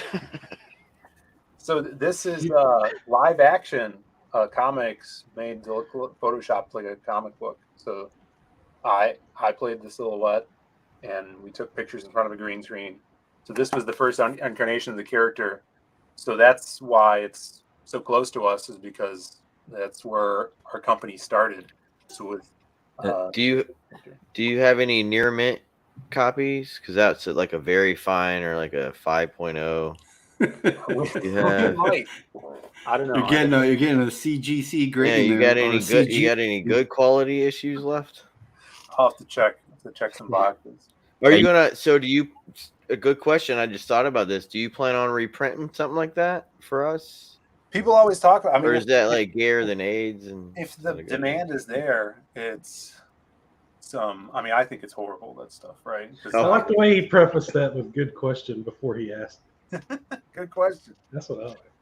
That's Maybe confidence, one. right? I don't know. Since you base that comic on like pictures, have you ever seen the YouTube channel Joe Harver? No. He does animations that are just based on him filming something, and then he has a drawing style. You might want to check that out. Oh yeah. Kind of looks similar to your comic, but obviously it's animation. But Yeah. I don't know what Jay was saying about Silhouette falling through different universes. He said that like 9 times. I think that was a dream sequence, right? Where Yeah. where he sees the masquerade, and the masquerade's talking to him. Right. Yeah. That's him. Because he's passed out, and so he sees that when he's dreaming. But I guess it was a little confusing for Jay. Do you feel? That's okay. Sorry, go ahead, Moonshine. It was confusing for all of us, but I was like, well, maybe he figured it out and I didn't. So All right. I'm maybe like, it's wrong, but yeah. But no, I appreciated all the reviews. You guys have any other stuff, questions? Well, do you feel like your work improved from the first to the second Lost Pages? Did you change your approach? Did you feel like you refined it at all? So I was worried because it was like you guys were saying, it was different. You know, it went from these vignettes introducing these characters, and then the second one focused on just the silhouette, right? And it had some appearances. It was kind of bookended by this those other characters. So I was worried how people would take to it, but I think by the end of it, I think it like the writing improved just because of writing more and using the tool set to get stuff out there. By the time I did Magic Cop 2 and then Lost Pages 2, I was really getting a feel for using those page turns. And that's really fun for me, where it's like, because it's like you're controlling the pacing of the reader. So coming up with new ways of involving that and new things to happen during those page turns was really fun. So Some writers like to write themselves into a corner just so they can write themselves out. Out of the corner. Yeah, no, like, but if you look at how comics are set up, you automatically have these parameters that you got to write around. Mm-hmm. So yeah, So the very nature, it's slightly more inventive than, like, say, writing a novel. Mm-hmm. For sure. Mr. Phil, how did you feel about my judging of your anthology style on the first book, and then sliding through your DMs on the second book, multiverse style? Like, let me read the text he was writing me. I'll yes, know exactly what he thought about what you said. So you get what gone. I'm saying? Yeah, you were gone, Jay, and then I said, I don't know what book you were reading because you were confusing me. And Moonshine clarified that you mistook the Silhouette's dream sequence to being him falling through other stories, Right. which didn't happen. So I was watching. I didn't want to say anything to dissuade your guys' opinions of the thing. Perceptions. Yeah, your perception of it. But the Lost Pages is all one universe, and some of them are in different time frames. Like the Masquerade takes place in the 30s. Wild Card is from Merlin times, which you'll see that eventually. But he, that story takes place in the 1700s. But it's all one universe, and it's all chronicled in that book that the hobo has. So Moonshine was more on the nose, where it's building to a point after we flesh out these characters one at a time, like we did with Lost Pages 2, that they'll meet each other and have to go up against a force. So generationally, not dimensionally. Yeah. So it's just one universe under God, indivisible. With Sure, liberty and justice for all. Sure, every creator can endlessly critique their own work, but in terms of final product, which were you most personally satisfied with, the supplemental or Lost Pages? I think a final product. All right. Good question. You know, I gave you them chill bumps. Here's the thing. Now that you say final product, I'm taking the actual book in account, because that gold foil cover is pretty badass.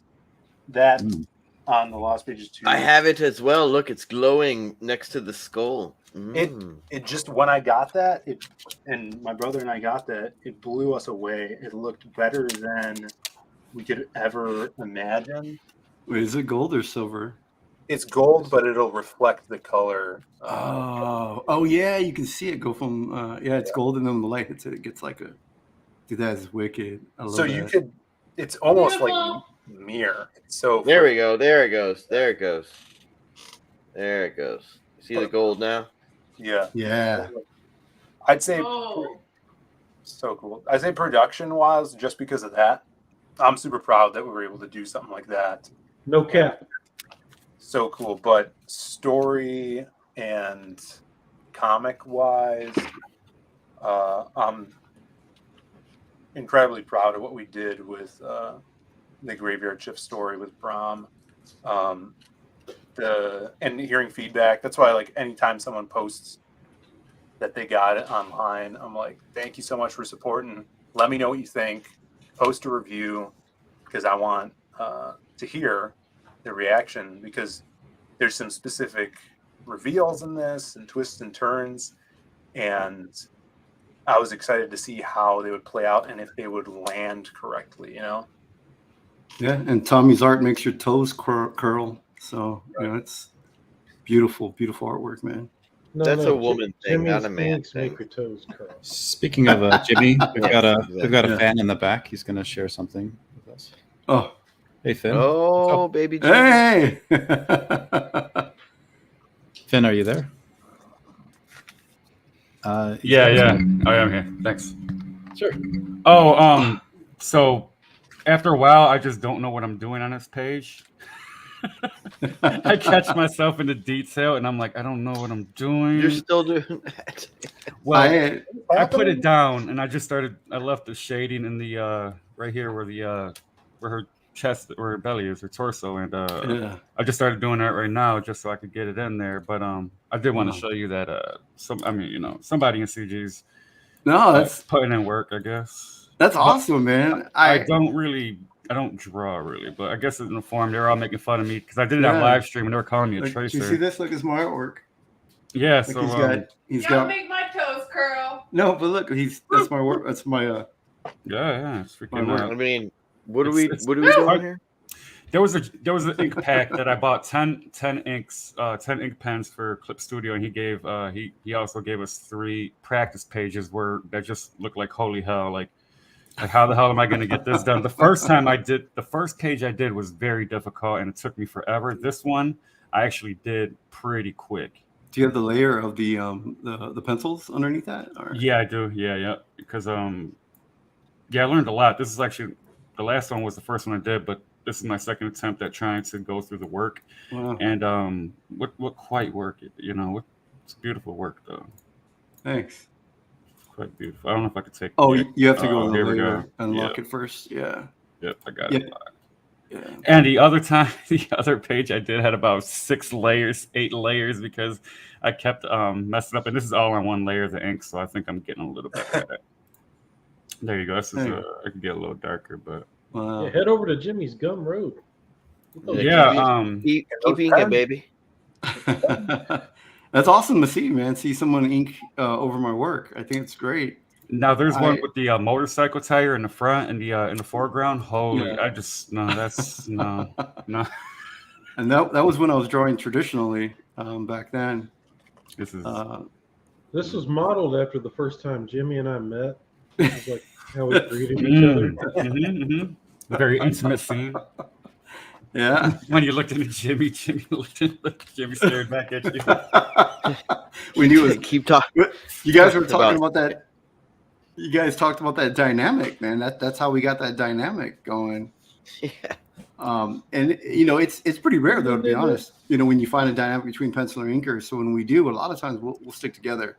Because you're spending hours and hours drawing something, and you hand it over to somebody else. They could do anything with it.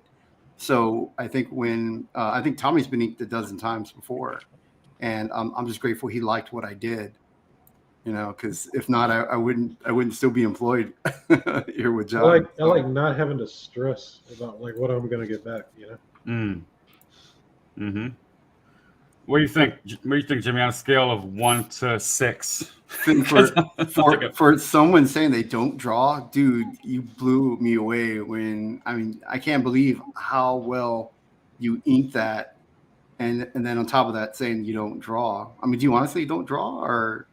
I am the worst ever, but like I do cutesy stuff. I could do a real cute drawings that like looks like an elementary school kid drew, like that type of style. Literally, like that's all I could really do. But I've done a little bit of a fine art, teaching myself how to do fine art, and I've done a couple pieces, but that's very very I difficult. want to know who the hell does a scale 1 to 6. Because I don't think I'll go to 10. I don't think I'll go over a 6, 7, 8, or 9. No, 10. It's awesome, dude. Really, to be honest, I've seen people that want to be inkers. They'll send me their work. Hey, I inked this from your kit, and then I look at it and I go, "Oh, thank you so much for getting my kit." Like that's the only compliment I could find, But yours, honestly, you got the whole mood and flow of the art. It's impressive. So I have a question though, a real major one here, because this looks really bad to me on the brow right there. And you got the shading kind of technique where I don't know what I should be shading or not, and if I do shade it, I get a little out of control, or is it just a thing about practice and just maybe if I do ink it, maybe I should just erase it again and just ink it all over again until I get it where I want it or something, or get the flow of your shadows here, because the light is a little. Well, the other part of tackling, inking is learning to get comfortable enough with your tool. You got to learn to manipulate your tool where it bends at your will. There is no spoon. I manipulate my your tool every day, twice a day, sometimes 3 times. But how do you do that? How do you do that with an any? That's what I want. Oh no, it works. All right, and any. You can manipulate it. But no, it. I think part of it being an inker, the struggle is getting the the inks and the tool, mastering your tool. Okay. Yes, sir. Yeah. Well, let me not take your time with this. Page and noodle. Oh, sure. Yeah, just noodle around, right? Yeah. I needed a challenge, and I was like, yes, this is. And people in here in the chat, they've a few of them seen me do it live. So I had a couple people in the chat just talking and stuff while I ink it, and man, was it grueling work, all this stuff. I'm like, I don't know what I'm looking at anymore. So Steve has an opinion I think might actually be the. Yeah, he's gonna yell at Phil for something. No, Steve thinks that the supplemental was the best part about the campaign, and I think that might be the majority take actually. Yeah, that's a majority take. Yeah. Okay, well, let me not take your time up with this. Well, Red, thank you for having me, gentlemen. Thanks, well, because if you're still getting people on later, I'll come back on, but I don't want to fill up this panel. It seems pretty a lot of good stuff y'all are talking. Phil, what's up, baby? What's up, You're brother? the- you are the Tease man. each other right now. Thanks, bro. Somebody get this guy Yep. out of here. We're trying to praise each And other. nice to meet you, Jimmy, and nice to meet you, Nice. Tommy. Yeah, you Yeah, too. thank you. I appreciate you getting the brush set. That was awesome. Yeah, I it still looks check awesome, up dude. on it too. I still check up on it because Yeah. I know you. I get the email that you updated sometimes, so I do go back there and get more stuff that you put up. So I do appreciate that. It's really cool of you to do that, actually. Yeah, there's a new brush I just threw in there, for free. So I think I got it. Awesome. Yeah. Yeah. Keep thinking away. All right, let me get out of here. Thank you, guys. Hey, bro. Cool. Thanks, Vin. Later. Yeah. I did want to pick your brain a little bit, Phil. So is it true that you're going to be writing Pit in the near future? That's the rumor. Okay. That's the word on the street. Yeah. Yeah. Dale announced that a while ago on Joe Sontag's stream. So yeah, Yeah. that's crazy. I mean, I'm thinking you're kind of becoming the Alan Moore of CG, where it's like they're Well, I they're don't. getting in the writing worship- talent. I don't worship snakes, but I got some Pit right here. Do I gotta pull out my pit books as well? God damn it! Yeah. So, So, how are you approaching this pit story? did you read versus all your other 20? books? Did you read all 20 issues leading up to this? Yeah, for sure. Yeah. You know we did. You know we did. I unfortunately read the last issue, but Oh, good on you. no, I definitely read it and reread it, and pitched ideas to Dale about stuff he could use, and he's like, "Oh, you want to write it?" And I'm like, "What?" And he's like, "Yeah."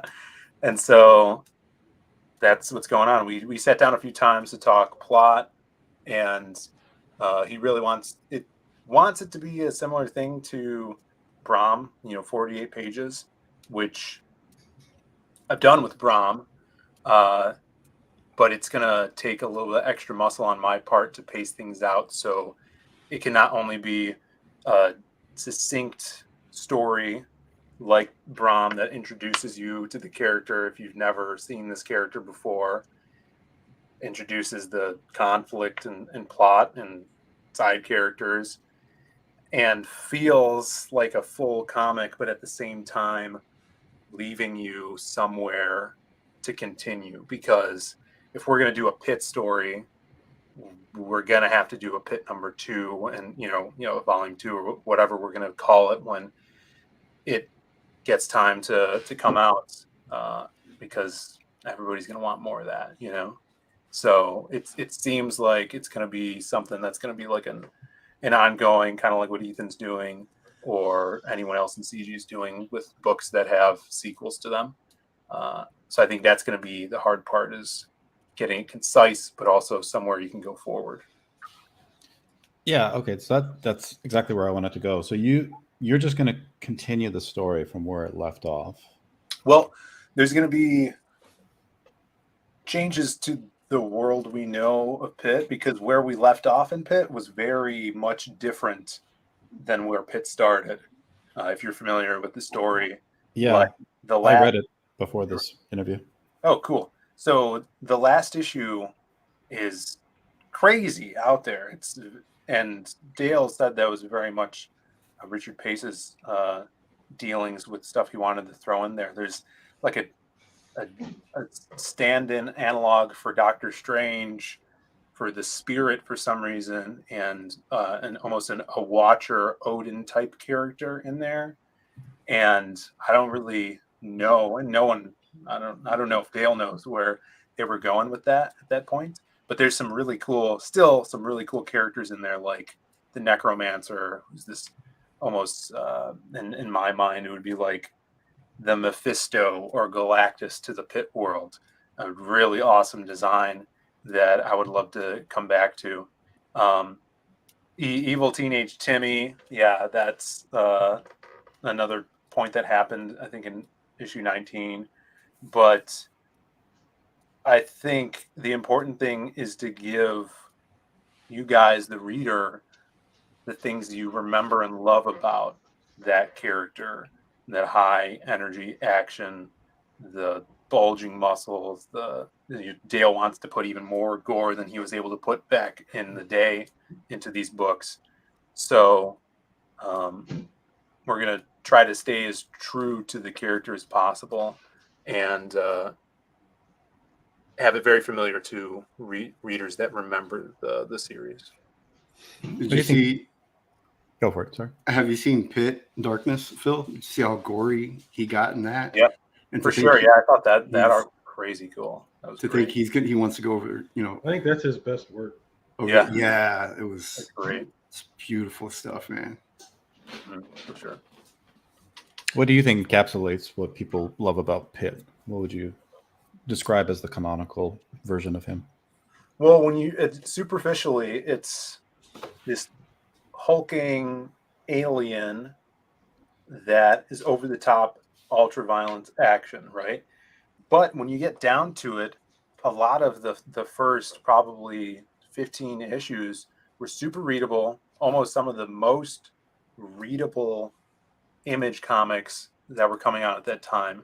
The story with young Timmy, his parents being abducted, and basically now his brother is Pitt, you know, and their mental connection that they've had, and how this kid connects to this alien and them dealing with each other, and then all of these intergalactic forces coming down to capture Pitt.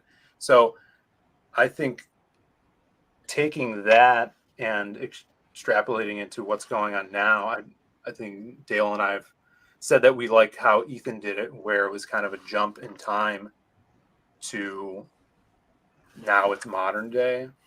I like the idea of that, and I've played around with that idea to see what is going on now there, and what that leads us to do is fill in the gaps along the way wherever we see fit. So Timmy's now like in his 30s. We'll see. Wow. You know, I still love the big headed X-ray skull Timmy, where he had those powers. Yeah, you could see through his head and see the skull. Yeah, it's so cool. Are you gonna have Timmy vaping? Do kids do that now? I mean, in issue 19, he was a teenager that was already smoking cigarettes. I don't know if you remember, he lit his cigarette by blowing up a car that was next to him. Oh, dude. Yeah, he was pretty much like Edward Furlong. Yeah, exactly. Yeah, Edward Furlong. Have you guys seen that they made a indie book into a TV show on Amazon Prime called Paper Girls? And it was actress, all over Comic-Con.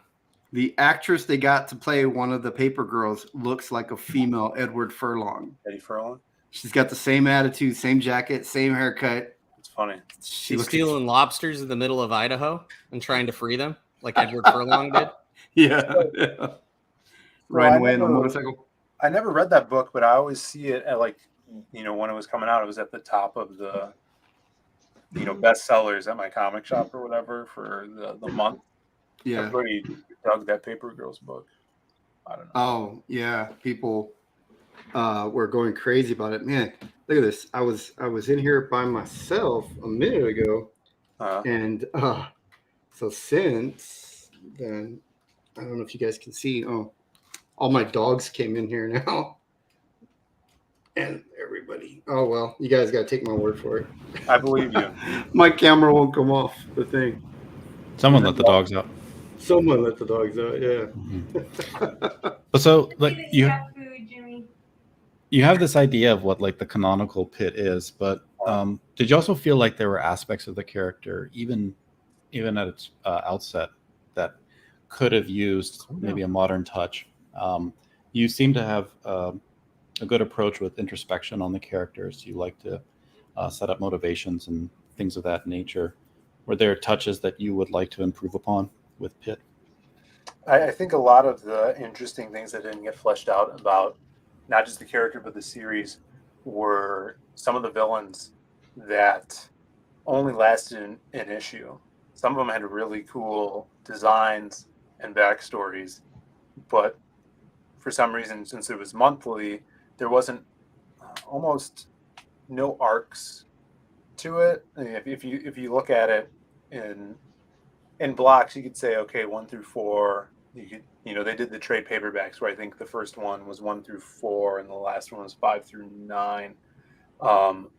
But going towards the end, like Think Tank was such a fun character. It was very much them doing the leader from the Hulk.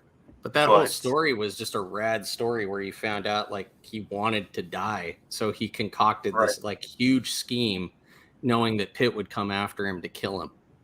Right, because he had cancer. Right, he was going to die anyways. Yeah, he just wanted to go out in a badass blaze of glory.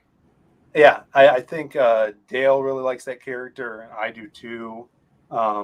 So stuff like these characters, like Roth, fleshing them out more. The main thing Dale wanted to do when we were first talking, he's like, "Oh, I really want to draw baby Pitt more," which is what he calls like Pitt when he's an infant. Yeah, that whole little issue where it's just him like getting kicked out of like the whole thing, and he's living on the planet all feral style.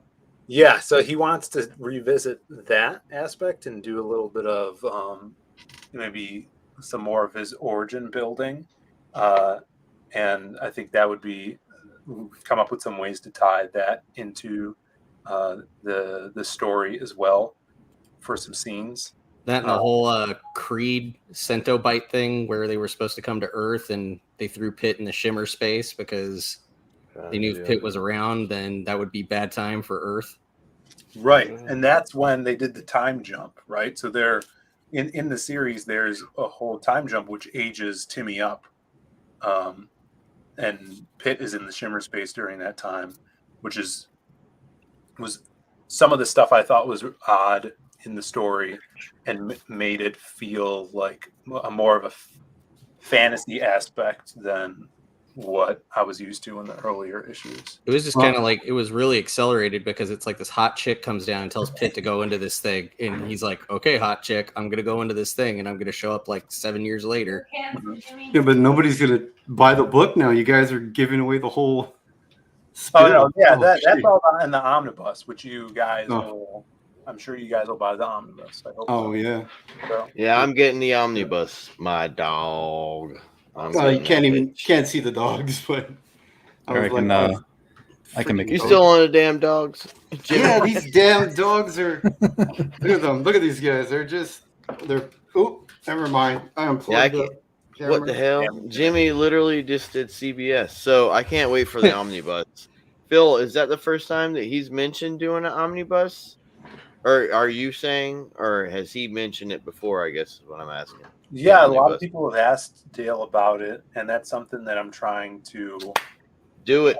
Spearhead. Keon, you motherfucker, you better do it. If he's a businessman, which I'm sure he is, he's gonna do he's got to do Pitt as an ongoing.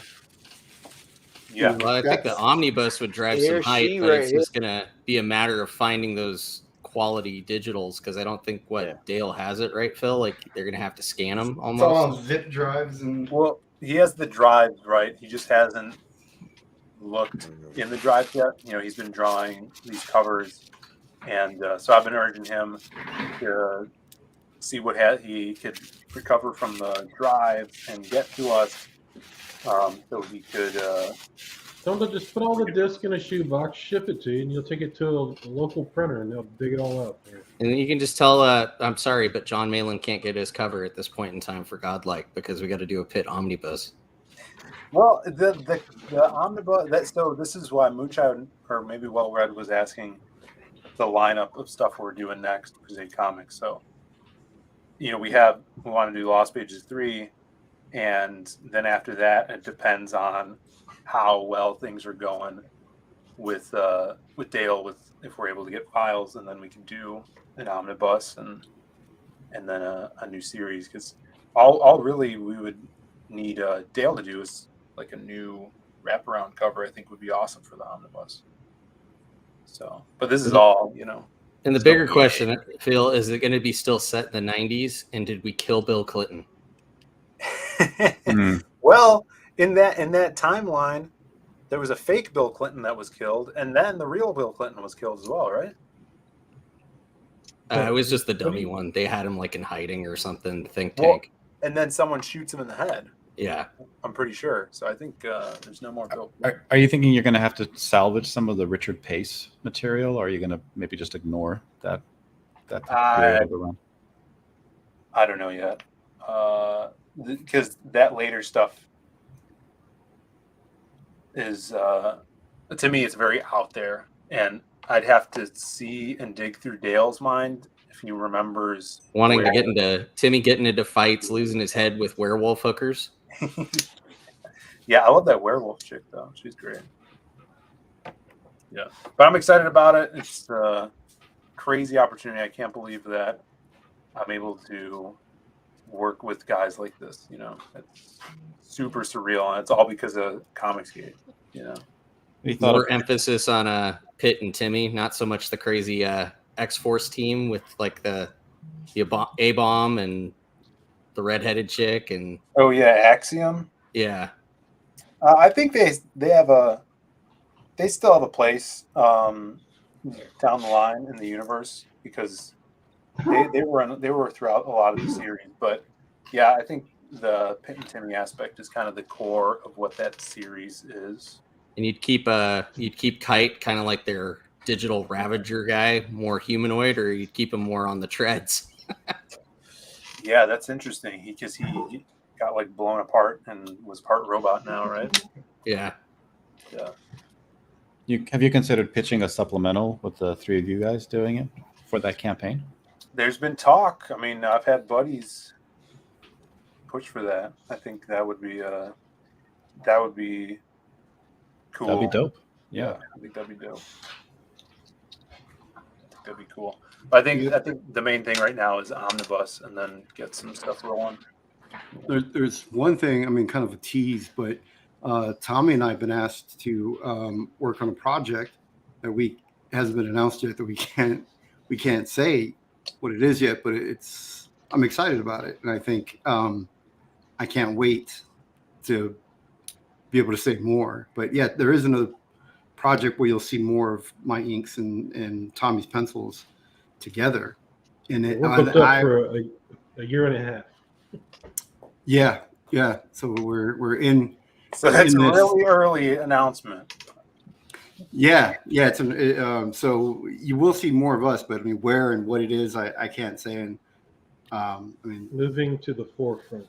Well, John announced on his stream, or he announced on this stream, that he wants to, in a couple of weeks, launch the next thing that you guys worked on.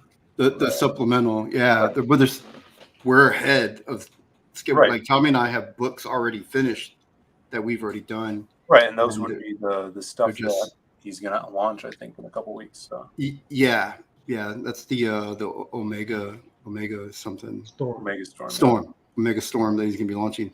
And Tommy in that book drew about 500 characters on one panel, and I almost quit, dude. Like, it was insane to ink.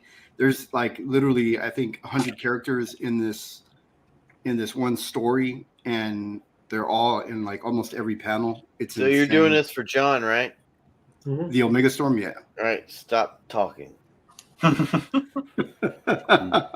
Oh, see, this might be a good time for you to jump in on your hot take of the supplemental versus the regular book. You don't want to get in trouble, Jimmy. Oh, I don't give any details. I just talking about, like, the vague.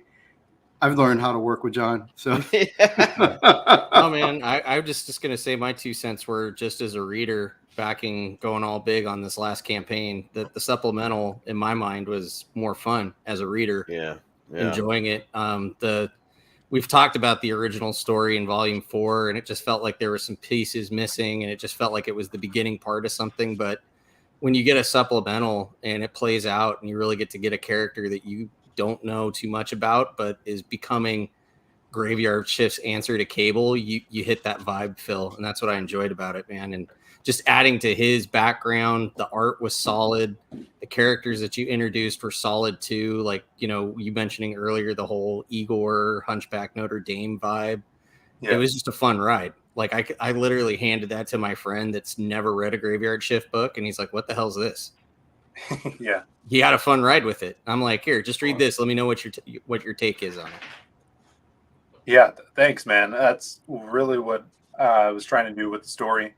Self-contained, it's basically 2 issues of a comic, and when we were done with it, I'm like, oh, I think you could give this to someone as an introduction to Graveyard Shift that's never even read a Graveyard Shift a story. And thanks so much. I'm really happy how it came out, and working with a great team on the book too. Yeah, I think it was a good introductory, like what you're saying, man. Like, because my friend was interested and he's like, what's this all about? And I'm like, it's pretty much an X-Men world with universal monsters in it. Mm-hmm. Yeah, the main things, like I said, I wanted to hit is that make it even more X-Men-y than it possibly could have been, even more monstery. And then when I went to Mark and I'm like, oh, could I get more information on this Brahm guy, because I think I want to pitch an idea with this. The main idea I wanted to do was, he's got an eye patch in Graveyard Shift 3, right? I wanted to say and introduce why he has that eye patch. You know, what happened to him to get that scar that changed him, you know? So that was kind of the main goal, and working around that. Even before I knew what the backstory of the character was, I was looking at the Graveyard Shift 3 campaign, and I saw him, and I'm like, oh, as soon as I saw that character, I'm like, oh, this character is really cool. He's like a badass, you know, he's like Snake Plissken, Cable kind of guy. He's coming through a portal.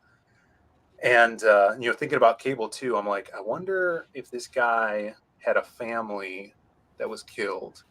And, you know, just because of that Cable sense where, you know, Cable has Hope, or I think that's his daughter's name, right? Yeah. Hope Summers, and that aspect. And I asked Mark, and he sent me those pages of Dracula killing his family. And I'm like, oh yeah, awesome. You know, because he had that grizzled badass that was hardened by some event. And I really love writing stories that have familial aspects to them, because I think that's something as a theme that we all can relate to. And in stories, and you want to set a theme that connects with the human aspect of the reader, so they'll care about the story. So I think I don't want to exclude anyone, but I think test tube babies would like it too. You think so? And clones. Good. Yeah. So I just ran with that. That was, I think, a good. I recognize that in a lot of my work too, where a lot of the conflict or tragedy revolves around pulling heartstrings about family. You know. So did you really only have those 2 pages on the backstory before you wrote it? Because I noticed kind of the personality switch of Bram throughout, which I'm sure you intentionally did. But when you're introduced to Bram, like Wrecker, I believe, is killed, and his only response is to say, hey, do you want to say some words? Like, he's very terse and almost has no emotion in Graveyard Shift 3, which is where he essentially ends up at the end of your story. But at the beginning, he's all quippy and making jokes with these enemies as he's killing them. So how did you kind of decide what to make his personality throughout this issue? So when I was writing it, I only had that spread where it's a bunch of vertical panels showing his wife getting killed, and then him going to the werewolf, becoming a werewolf, killing Dracula, and being in the modern day Graveyard Shift. And only the description of what Mark gave me about that situation. So I had no personality reference for Graveyard Shift 3 until I got the book and read it, which I'm pretty sure my script was already finalized at that point. So when you were talking about that, I'm like, oh, that's really interesting. It kind of worked out where he's more quippy at the beginning. And of course, I did that because he is younger and starting out, and he was single, so he didn't know, he didn't have any ties to anyone, so he's just this bachelor going around blowing monsters apart because that's what he knows from his family. And then at the end of the story, he's super hardened and jaded because he had to, you know, go through what he had to go through. And that, I mean, Makes it he's hard. like at the middle of the story. He's like kind of saying a few things to these bats that he's fighting, but it almost seems like another character arc even after that. That he's like completely hardened because of what he had to do in this issue. Right. I had a lot of fun with those too, like the one-liners. This story being so action heavy, we were almost able to make it kind of like a 80s action movie one-liner gags when he's blowing those bats apart. It was super fun. Yeah, Somebody send this Jabba the Creator. Get him in here. He's never been on stream. I think he's been on stream maybe once. Get him in here. Yeah. No, he would embarrass himself. So. Hail Jabba. Yeah. Well, in all fairness, Jabba is the creator of a one-page comic book. Yeah. So. Yeah. Nuclear warhead, right? I heard it's pretty good. What it takes some people 48 pages, Jabba's able to convey in one. Yeah. Well, he seems like what I call in my country a smart aleck. You would be affirm with your assumption there, Tommy. Well, get this fellow on. I want to look him in his beady eyes and ask him why he's talking like this in the chat. And when he says his country, he means Kentucky. Yeah, Kentucky. The country of Kentucky.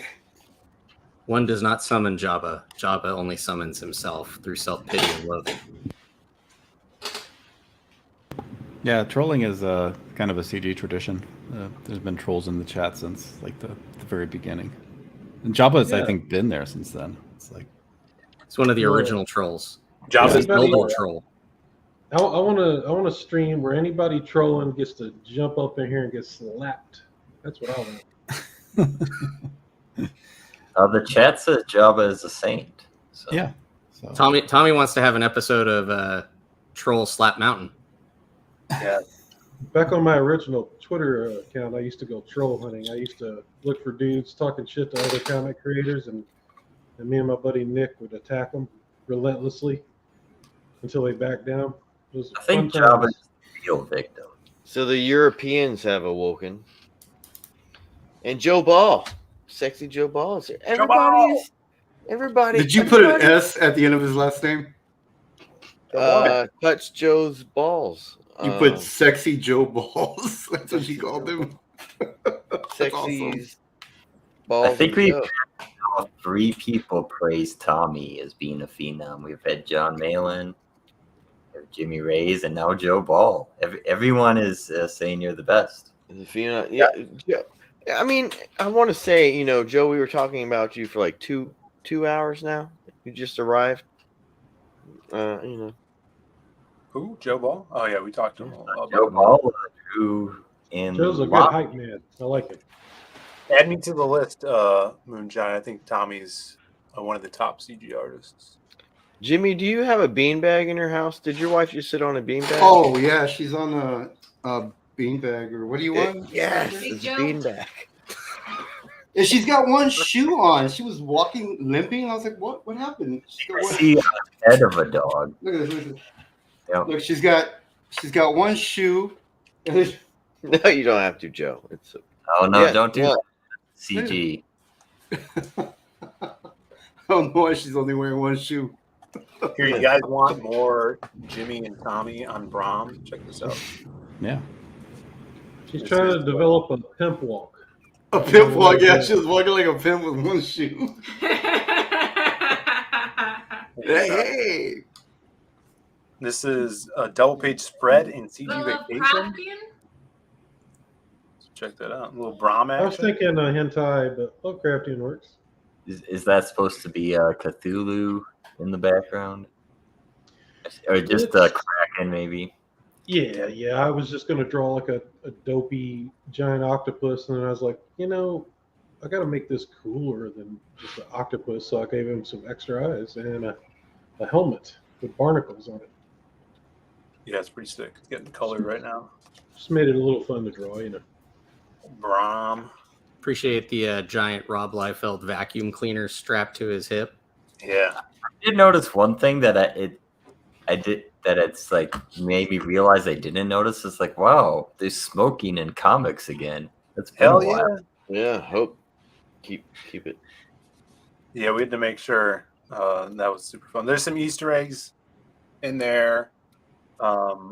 Literally, they're hidden Easter eggs. Yeah, there's some Easter eggs that are probably no one will ever find or connect. But another cool thing that I wanted to plant a seed on, so maybe Mark could flesh it out later. His gun, like his cowboy gun he carries, his revolver. Why does he have that? And his like crotch holster. And when he's talking to J-Man, J-Man kind of like disses it. He's like, "Why do you carry that old thing anyways?" And he's like, "It was a gift." So there's room for another writer, or if I get back on another Brom story, to flesh out where he got the gun from.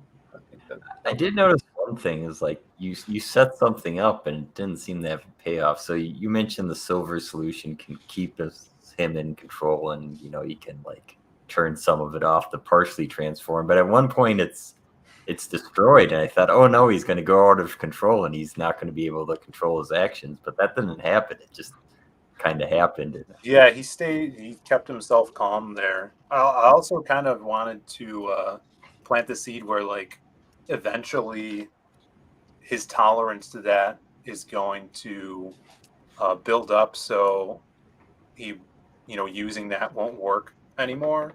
So maybe they could do something in the future with a story arc with that if they want to do more Brom stuff, where he does go crazy. Now, just out of curiosity, what is she holding on to with her hand right there? This is His giant dick. wolf dong. She got. He has an eye patch on the tip of his wiener too. Oh, That's canon. Yeah. that's how he lost his eye. That's canon. Oh. There you go. Let's not degrade the character, guys. Come on. Oh, now we got Vic with his sarcastic trolling. Damn unique looking girl. I think he's being sincere. You think so? I was gonna say, like, Brom looks kind of like Captain Ron. Well, the thing with Lilith is her complexion. So Yeah. when it's colored, this guy won't be saying such things. Yeah, you'll know it's her. You can tell it's her. I mean, even just in the look. And if he doesn't know, he can act somebody. Yeah. No, it's. I mean, inking this, it was fun to get away from the hustle of panel to panel pages, because what we're inking right now, it's really technical stuff. I mean, that we're working on. So it was fun to just ink something organic like this and just cut loose on it. And So I think, Jimmy and I, we have stamina, unlike this Jabba the Creator, who's like acting like he's half dead over here. Well, Hung has a legitimate question, because every time John Malin draws her, you can definitely see her nipples. She's wearing one of those swimsuits that have the padding, so the nipple won't go through. Hashtag Nipplegate, guys. Yeah. Oh. She She's has some mild vanity being a vampirist going to the beach. Mm-hmm. She wants a little cover. So yeah, this will be in CG Vacation. It's gonna be a kick-ass spread. I want to see Notre ink this now. Oh yeah, Water Splash is dope. Yeah, this is gonna be sick. It's getting colored right now. oh, I saw the guy coloring it. He live streamed it on his channel. Yeah, the flat. So if those are done. The flats are done. If you guys want to see the flats, Yeah, where's the finish? Who's coloring the finished one? my boy Eugene is coloring the finished one. He's got it right now, so he should. Eugene from. No, Oh, okay.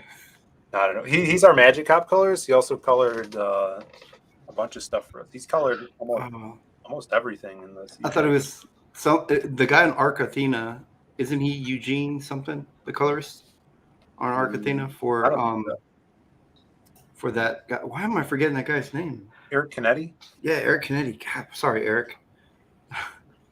No, this is he did the cover, the wraparound cover, Eugene. But yeah, this is just the flats for our boy Dutch did the flats. He's got a stream. He streamed these. I'm glad we can see Brahms' nipples, though. That would be a thing. Oh, is that debris or is it nipples? That's So that's nipples. Yeah, that's a big thing with Malin too. He always wants to see the guys with nipples. The man nipples. Yes. Maniples, the maniples. And there's a lot of male crack in these Graveyard Shift books. A lot of men, but Male crack. John is sending a message. read into that. Yeah, whatever you guys like, male nipple and male crack. I would never say such a thing. I was going to go, of course, this is a male-in piece because I don't notice eyebrows. Oh. Look at that. No, on Braum. No, Brom's got Okay, bushy. my bad. Bushy Wolverine. Yeah. He's got the bushy. Eyebrow gate is solved. That Well, he bush. has an eyebrow because apparently he lost it with the eye. So Yeah, the other eyebrow got cut off. I got a question for you guys as readers. All right. What did you guys think of the reveal? And what did you guys think of J-Man? Well, it's interesting because I'll go with J-Man first because we kind of got J-Man in 4 as well, but we got more of his other side of him, the Hyde part, obviously. I thought he wasn't. I don't know. He seems kind of annoying, but I assume he's intentionally annoying, so it seemed fine to me. Mm-hmm. I mean, he's kind of like a hipster Q, I guess. Yes, exactly, for sure. But the thing was that was used in Blade, the movie, where the guy that was always like, "Yeah, B, what's up, B?" and then he betrays him. He was the Scud. tech kid. Yeah, Scud. He was the tech kid, and J-Man reminded me of that. And it took me out of the fantasy because I love Graveyard Shift and the Braum story. You know, I've only read the Braum story, but I loved it because it was like nothing I'd ever read before. And then when J-Man came in, I go, it reminded me. It put me back into. Well, you haven't seen those. What's that one? He's like, everyone. What's that fucking Gary Oldman from Gary Dark Oldman Knight. film. Like Phil throws a lot of the 80s and the early 90s in Lost noir Pages. Or... feeling, like modern noir. I don't know what you would call it. Like, what would you call like 80s, 90s? Yeah, noir stuff. So that's kind of like what I felt like in book 2. That's what it felt like it was in book 2. In Lost Pages or Lost Pages. Yeah. This is the only thing I've ever read from Phil. I mean, I didn't know what to expect, but man, I was blown away. I love Phil's writing. I will say J-Man feels like he fit very well into like Magic Cop. He seems like one of those characters. He took me out of the Braum story is what happened to me when I got to him. So it is confirmed J-Man will be our interdimensional traveler that's going to get everybody together for connect the crossover. Yeah. And then one other, can I give a pet peeve? This is my one other critique I didn't like is the lettering background in the same color as the flames right there. Here, let me I couldn't large size you. I couldn't read. That's what she said. I couldn't read it. See how it's the same exact color? Makes it very difficult to stand out. I think either the colorist or the letterer, and I love the letterer. He's my letterer too. But somebody should have caught that and said, "Hey, that's a no." Yeah. Printing, What are you gonna do though? I guess move the box down because that's the coloring. that's the color of the letterbox throughout the book. Oh yeah. I mean, I either something with I think the flames or moved it somewhere else. Yeah, just move it around. Yeah. Or a different drop shadow color behind it. I mean, it is pretty tough, because anytime there's black text on that yellow like that, you don't want to put, black over like that. I mean, the yellow with the yellow background, even though it's black text. Moonshine, it's funny you say that we saw J-Man in Graveyard Shift 4. Did you read Graveyard Shift 4 before the supplemental? Yes. Because J-Man was written and created for the supplemental, and then I think put into Graveyard Shift 4 after that. Yeah. Although he doesn't have much character per se in Graveyard Shift 4. It's more, I guess he's kind of like the worry person. He's worrying about things. I don't remember much more about his personality than that from 4. And then, of course, he transforms into the hide. I mean, if people are wondering who J-Man is, he's this basketball fan right here. Yeah, he's like the computer guy. Yeah, DJ. Right. Yeah. I love his record and his lollipop. So, originally in the script, he was just he wasn't a character. He was just going to be a computer that Brom was going to talk to.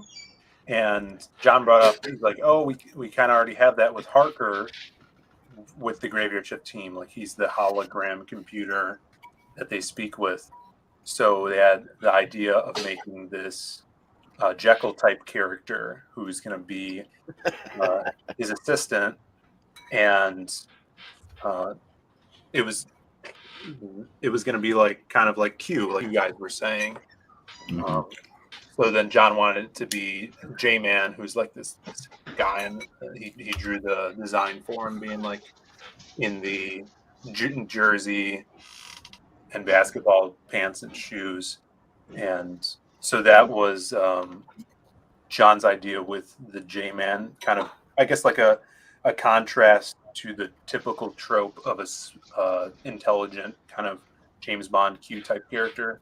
He's more of this hip hop guy in there. Right. But I like how what's up? Jabba's like, who the fuck is Tommy? We should just start making up stories like John Wick. Tommy's gone. I heard he killed the man with a pencil. We should just start making stories about Tommy. But it was fun writing like weird dialogue for the character. I mean, I didn't think too much of him. He was took him as he was. It's like, well, you need him to interact with somebody. You have Brom to interact with somebody. So yeah, I think the reveal was probably one of the best, like one of the later notes of the book that I enjoyed the most too, because it kind of really sets the tone of why Brom becomes who he is moving forward, and that's why he's so closed off. I mean, in one instance, he's already lost his family, and then he goes through that fight without spoiling anything. And I think whatever's left of him, he really left there more so than just like the eye. Well, I would take it as like there's something about losing someone, but in this book, he actually causes something because he has to. He doesn't have a choice. And he just right. At the end, it's almost like he callously does it because it's like, I have to do this. So. Yeah. And what was your first question? I have forgotten it now. That was it. It was, what did you think about the reveal? Of the toll. I think that was. Yeah, I mean, I didn't find it impossibly shocking, but I think it was a good twist. Yeah, it worked for the story. Cool. Yeah.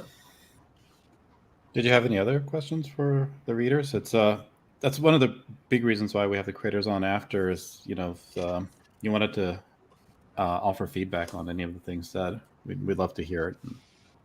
Love to get your impressions as well. Yeah. What did you guys think of the last double-page spread in the book? I have to check that. Oh, the time? I think that's when the portal jumping. Oh, yeah, actually, yeah, that was. I think I wrote a comment about that. I think that was a really well done. Oh, you talking about with Cyberfrog and Patrick Parnell's Johnny Phantasm? Yes, Jay. We were talking about that. All the little CG visits. Yeah. I dug it, man. I thought the Johnny Phantasm one was hilarious. Like, he just is looking up like, what the hell? Like, he's like, what is this motherfucker? So you have Cyberfrog, Johnny Phantasm, Black Flag, and Silhouette from the Lost Pages. I think is. Was it that? Yeah. Yeah, I was super excited. I have seeing Cyberfrog and Patrick's characters. That's what I think there's one double page spread I really liked. I mean, I didn't hate that one, but there's one I don't remember which it was. Maybe it was I thought they were like Well Read was saying, which one do you think is better? Blah blah blah blah. I think with what Phil was able. what Phil was able to do with first book felt different, second book felt different, and John, with what John hired Phil to do with his IP, felt different as well. So all of them were a different experience of storytelling. So, And with you writing that part, Phil, where it had all those different properties, was there any input from Malin? Like he would need to reach out for everybody to give the thumbs up, or Yeah, for sure. So that was in the original script because, having Brahm being this universal jumper and a big fight scene at the end, falling through all of these CG universes, that would be such a amazing opportunity. So yeah, he went to, at least he told me he did. He went to Ethan and Frege, and but this was like a year and a half ago, so I don't even know if they remember that they agreed to this. I don't even know if they know that it's in the book, still. Um, no one's really brought it up, creator wise. People have mentioned it, the readers, but yeah, he went and got the okay from them, and even Eric Weathers, when he was lettering the book and looking through the pages, he messaged me. He's like, "Oh, dude, that double page spread, that's freaking awesome!" Like he DM'd me. So cool, Tommy. How was that working on that page? Being able to do your interpretations of those characters. Well, it was pretty exciting drawing Cyberfrog, Yeah. because of where Ethan is in the whole grand scheme of things. Yeah. The other characters, yeah. Well, I do have exciting 2 pages that I guess probably are credited to Tommy that I really liked, at least the concept. The one, there's the backstory of the villain where you use a upside down cross as a panel separation. I like that. That was a good technique there. I don't know whose idea that was, but that was really good. Go on, Phil. Take credit. That was my idea. Oh, if you're giving it away, I'm gonna take it. I'm taking the credit. No, I'm gonna head off to bed, guys. It's late for me. I get up early and then I start the grind all day working on art. Absolutely. He gets on grinder first thing in the morning. I do. I get first half of the day is shot. What? Oh, and I was saying goodbye to everybody. I'm getting ready to go. Bye, Anna. Oh, they're saying bye, Anna. They can't see you. The camera's over here. Show your other foot. Bye. Oh, You gotta show your other foot. You don't have to do that. No. You do. Don't do it, CG. Don't do it. Yeah. CG won't be kind. Thanks for coming on. Yeah, thanks, guys. I really do appreciate it. I got to get up early and she goes to work. I get the daily grind. We're going to party right now. Yeah, all right. We're not gonna party with this cornbread. All right, bro. Cool. But yeah, well, thank you. Thank you so much for being on. It was great having you. All right, we appreciate it. Thanks, guys. All right. Have a good night.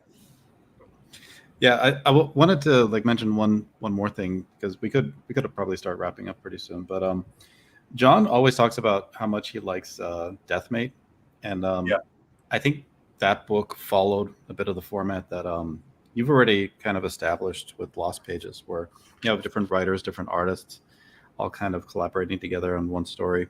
I'm wondering if he's building up, this kind of group of creators under his umbrella. Maybe that's something that you could consult on as well. What Deathmate in John Malin's universe could look like, having already worked on a very similar style book with Lost Pages. Done it Wolf twice. Milk Studios. That's what it's going to be called. Wolf Milk Studios. That'd be cool. I'm really, that page, that double page spread with all the CG characters, that's, the fan service. That's something that to give back to the CG reader, because I'm such a fan of all these books as well. I want to see those crossovers, and doing a book like Lost Pages 1, which just on the campaign for that one alone, between artists, colorists, in the books and trading cards we did, it was about 23 other creators that I worked with and kind of as like a project manager. And now CG Vacation with over 50 pieces that I'm dealing with those creators. Something like that would be really fun to help out with. And yeah, that would be really cool because I love comics and all these characters and the creators that are putting them out, and the more stuff like that happens, it's just the more excitement for people. But I'm sure, like, was just recently watching when he was on talking about that, and he's like, that'll be probably a couple of years down the line, which is good. That splash with all the characters, is that in Lost Pages 2? Sorry, I didn't catch. No, that's in Brahm. That's in the supplemental for Graveyard. Oh. Yeah. Yeah. It's pretty cool. It's during the final fight. He's getting his ass kicked, so he activates his portal to go to different dimensions, and they fall through one that's kind of like the Savage Land with dinosaurs. And then he tackles, Toll through another portal, and you see like the miasma of this different dimension stuff. Oh yeah, here you go. Some scans that you took. Yeah, so here's the who took the time to scan this whole book? I did. So yeah, I back the books and then I take scans so I can get reviewers on. Perfect. Yeah, there you go. So this was I think that's the final spread. So they're fighting as they're falling through these different universes. Some dialogue between them. And what was the flip side of all this, Phil? When you guys wrote this, like about what you were saying, like a year and a half ago, right? Yeah. So then you pretty much did a better Doctor Strange moment than Doctor Strange did in the Multiverse of Madness with you and Tommy combined. Yeah. Yeah. No, that's a good way to look at it. Interesting thing too. I don't know if I should say this. John might not want me to say, but originally that Johnny Phantasm wasn't going to be Johnny Phantasm. It was going to be a different character. But John decided to throw Johnny Phantasm in there, which is cool. I think he fit really well. It was going to be D-Man, wasn't it? Yes, exactly. You heard it here first, kids. Yeah, I think Tommy's take on all those characters, including the silhouette, I think was awesome. Really, really cool. The different perspectives in each scene. The detail of Tommy putting, what is that, Philadelphia in the background of Cyberfrog's shot. Yeah, I think if we keep going with the sketching and chilling with Tommy and Phil, I'll have drawn probably more CG characters than anybody. Yeah, he's coming on the show and drawing characters from these books, which is awesome. Then one day I'm going to put out a sketchbook and make money off of everyone else's IP. Do it. It's not illegal if they don't catch you. Here's another little Easter egg thing on this page. Each of the universe numbers has a little meaning to it, even if it's very, very shallow or a more profound meaning. So, Johnny Phantasm with the poker chips with the all sevens. Yeah, that's the very superficial one. That doesn't really mean much. It's just the 777, like a jackpot, and then the other ones are more personal to the creators, I would say. So I kind of tried to keep that involved. Pretty fun stuff. That's another cool thing with working on these books is when you sit down with Eric Weathers and John for the lettering Passover. So it was maybe 2 or 3 days, maybe a couple weeks apart that I would sit in as Eric would do these lettering meetings. And he'd just letter right on the fly, and then later on go in and tweak things and make it look more professional. But John's talked about it a bunch, but yeah, they go exactly how he says, you just go over the dialogue, they give it an okay, or if they, John wants another balloon in a specific panel, then I'll get basically the script back from Eric with spots that need added dialogue, and then I'll throw that in there, Very unique. Cool. So, yeah, I guess what can we look forward to in the immediate future from you, Phil? Do you have mailing list signups or?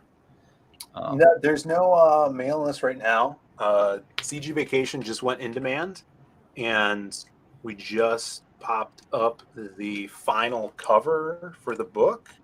Let me see if I can pull it up and share that for you guys.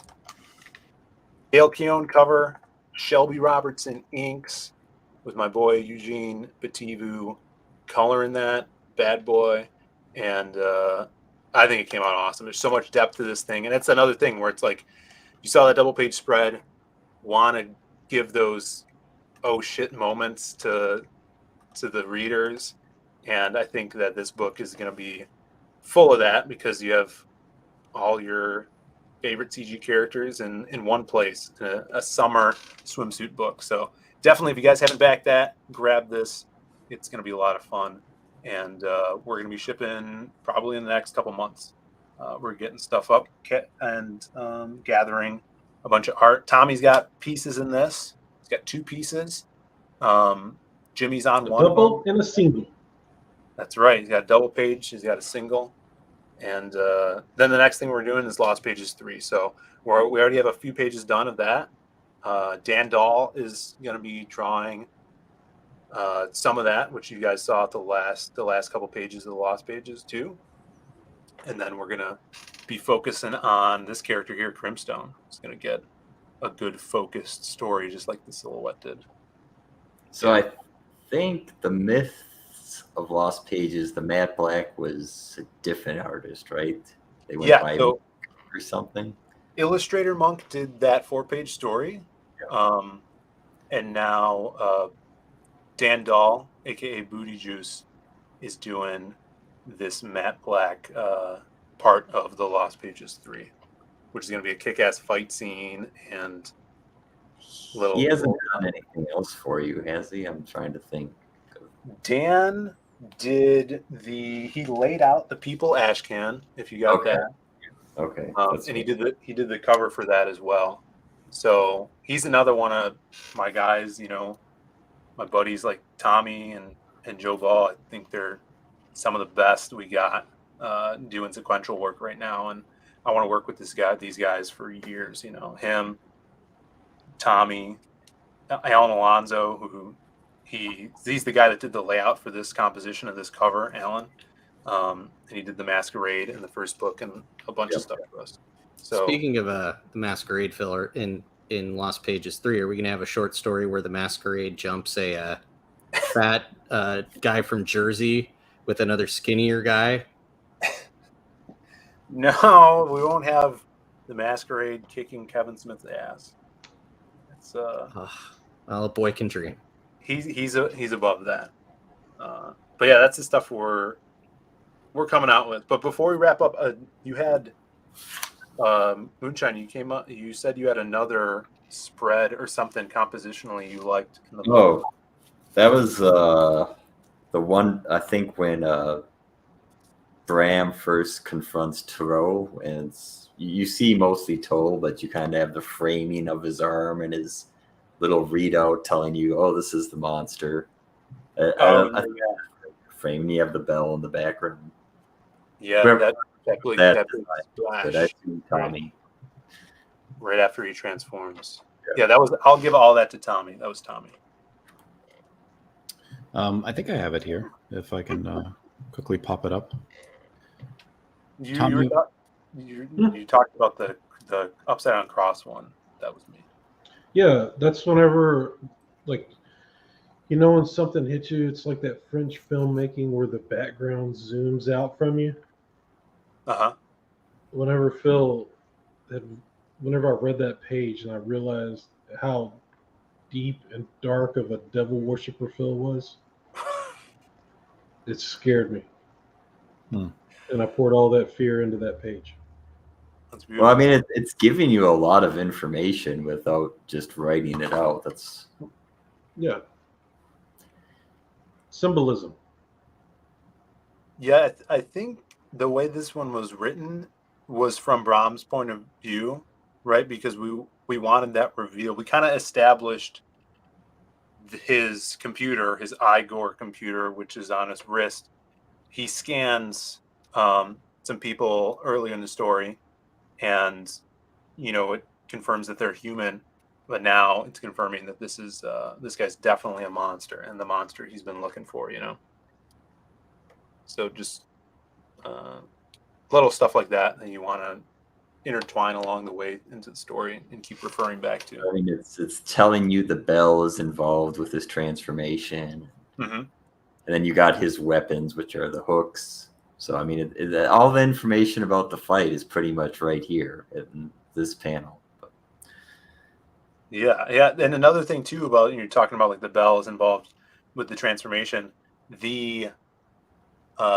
you look back at like there's news reels, which Malin really likes to include, very McFarlane-esque style. There's specific times of what time it is during the news station reels. At least I put them in the script. They should. I think There's they're in. time along the bars, like the news Cool. feed times. Yeah. And So I wrote that specifically in the script and made sure that Tommy, I think you made these, right? What? The news little. Yeah, Jones News Network. Shout out Alex Jones. Yeah. Love you, buddy. Yeah, so Tommy made these, and I put in the script a specific time of when this is, and kind of loosely timed it. So when they got to the bell tower, it would be midnight, and in my head canon, it's not specifically written in the book that at midnight he could turn into Toll. So here and then earlier in the story, there's a couple other newsreels when Toll's murdering these monsters in the park. And that's around midnight or whatever, So, I mean, I kind of read it almost like the bell itself was because he has a little bell necklace. Like there's Right. some connection to the bell itself ringing that was Mhm. doing the transformation, but it's not like anything's explicitly stated. Right. It's kind of like undertone, if you want to read into things. Just fun stuff for me, my own head canon. Cool. But it was fun. Tommy, what can we look forward to from you coming soon?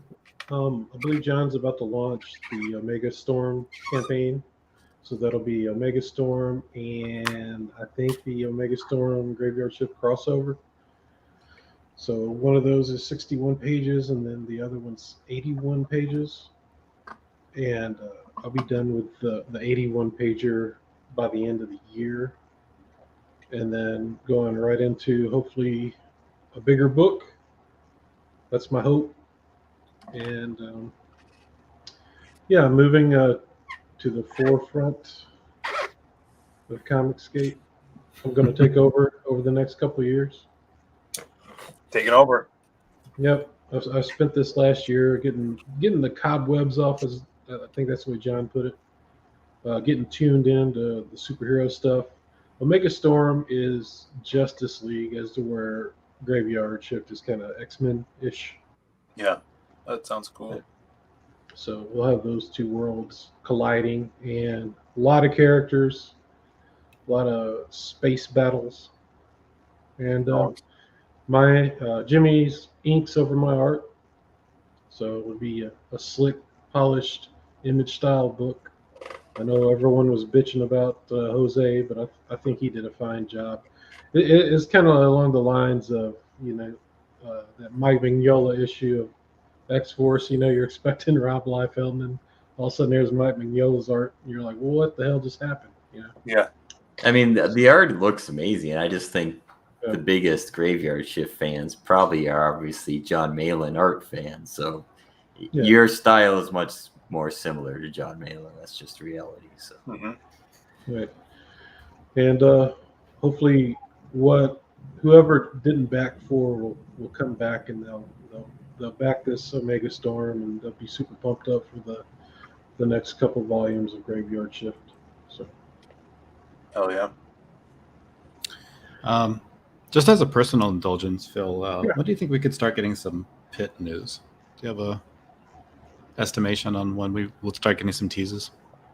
I think by the end of the year, I gotta be like a raging river that is whittling down a stone that is Dale Keown for this stuff. I think I'm well equipped to encouraging him to get moving on stuff like that. So, but if anything, and this is the thing I'm pushing for currently, is files for the omnibus, because I think you get people excited for the new stuff by either reintroducing or introducing them, because a lot of people in CG are first-time comic collectors. We see that all the time.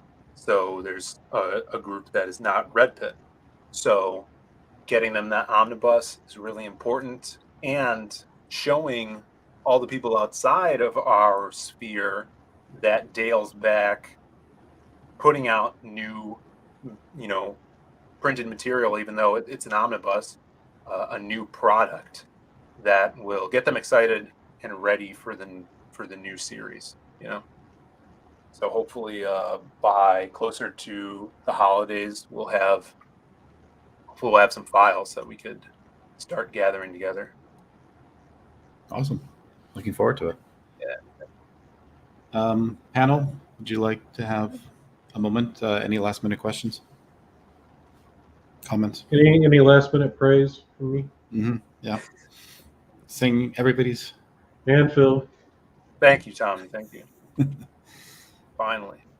I think J Money might have just been thinking of Bram falling through dimensions and confused them. I'm going to give him that credit. He wasn't wrong. He was just ahead of our review. That's true. How long ago did you read each of these books, J Money? Oh, what? What?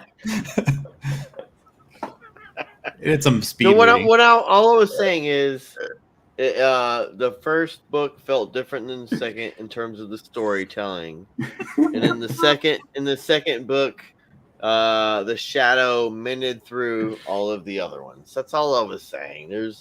But it also doesn't make any sense. The silhouette was the silhouette involved with all the stories in the first book. He was connected by the hobo. Well, no, he wasn't. In the second book, was he involved? Yes, he was. So that's all I was saying is the way the story was in the first book was slightly different than the second one. I wasn't trying to. You are correct in that statement that you just made. Yes, It was slightly I wasn't trying to make it crazy. That display him well read. He has bad questions, J Money. So I Clearly. apologize. Yeah. Well, it's been a great stream. Thanks a lot for all the opinions, guys. Moonshine, J Dollar, it's great having you give your feedback. Phil, Tommy, it's awesome interviewing you guys. Thank you. I challenge Jabba the Creator to a fist fight. I want to know what it's fisticuffs for the Welsh, right? Fisticuffs. I want to know what Nail Bunny agrees to disagree with, though. I agree and disagree. Mm. I think about the J Money's opinion on the story. Yeah, it wasn't. I did. Where's my book? You got to show Sure. me. You show me the image of the silhouette falling through different stories. No, I didn't mean it in the story that he was falling through this. Oh my gosh, that's not what I meant. It was like an Don't analogy. trust J Money Cliff Notes, kids. It was an analogy. That's all it was. I an analogy. Is this guy up here drinking? Yes, absolutely. Of course You he might is. have to go get you a big hunk of cheese and a cup of coffee and so. If you want to see some drinking, look at the stream on this channel last night with a lovely gentleman by the name of D High. D high and smaller. Yeah, 190 proof. I didn't get to To see some that. random guy because Well Read put the StreamYard on, and this guy came drinking Everclear for almost an hour and a half. Challenged Mike Miller to a fist fight. So Damn. repeatedly. Smaller. Never a dull moment around here, kids. No. Damn. But that, so look forward to the next stream. I'll be keeping people up to date. I haven't decided yet what we're going to do, but yeah. Thanks for everybody coming on, and have a good night. See ya. Thanks for having us. Peace.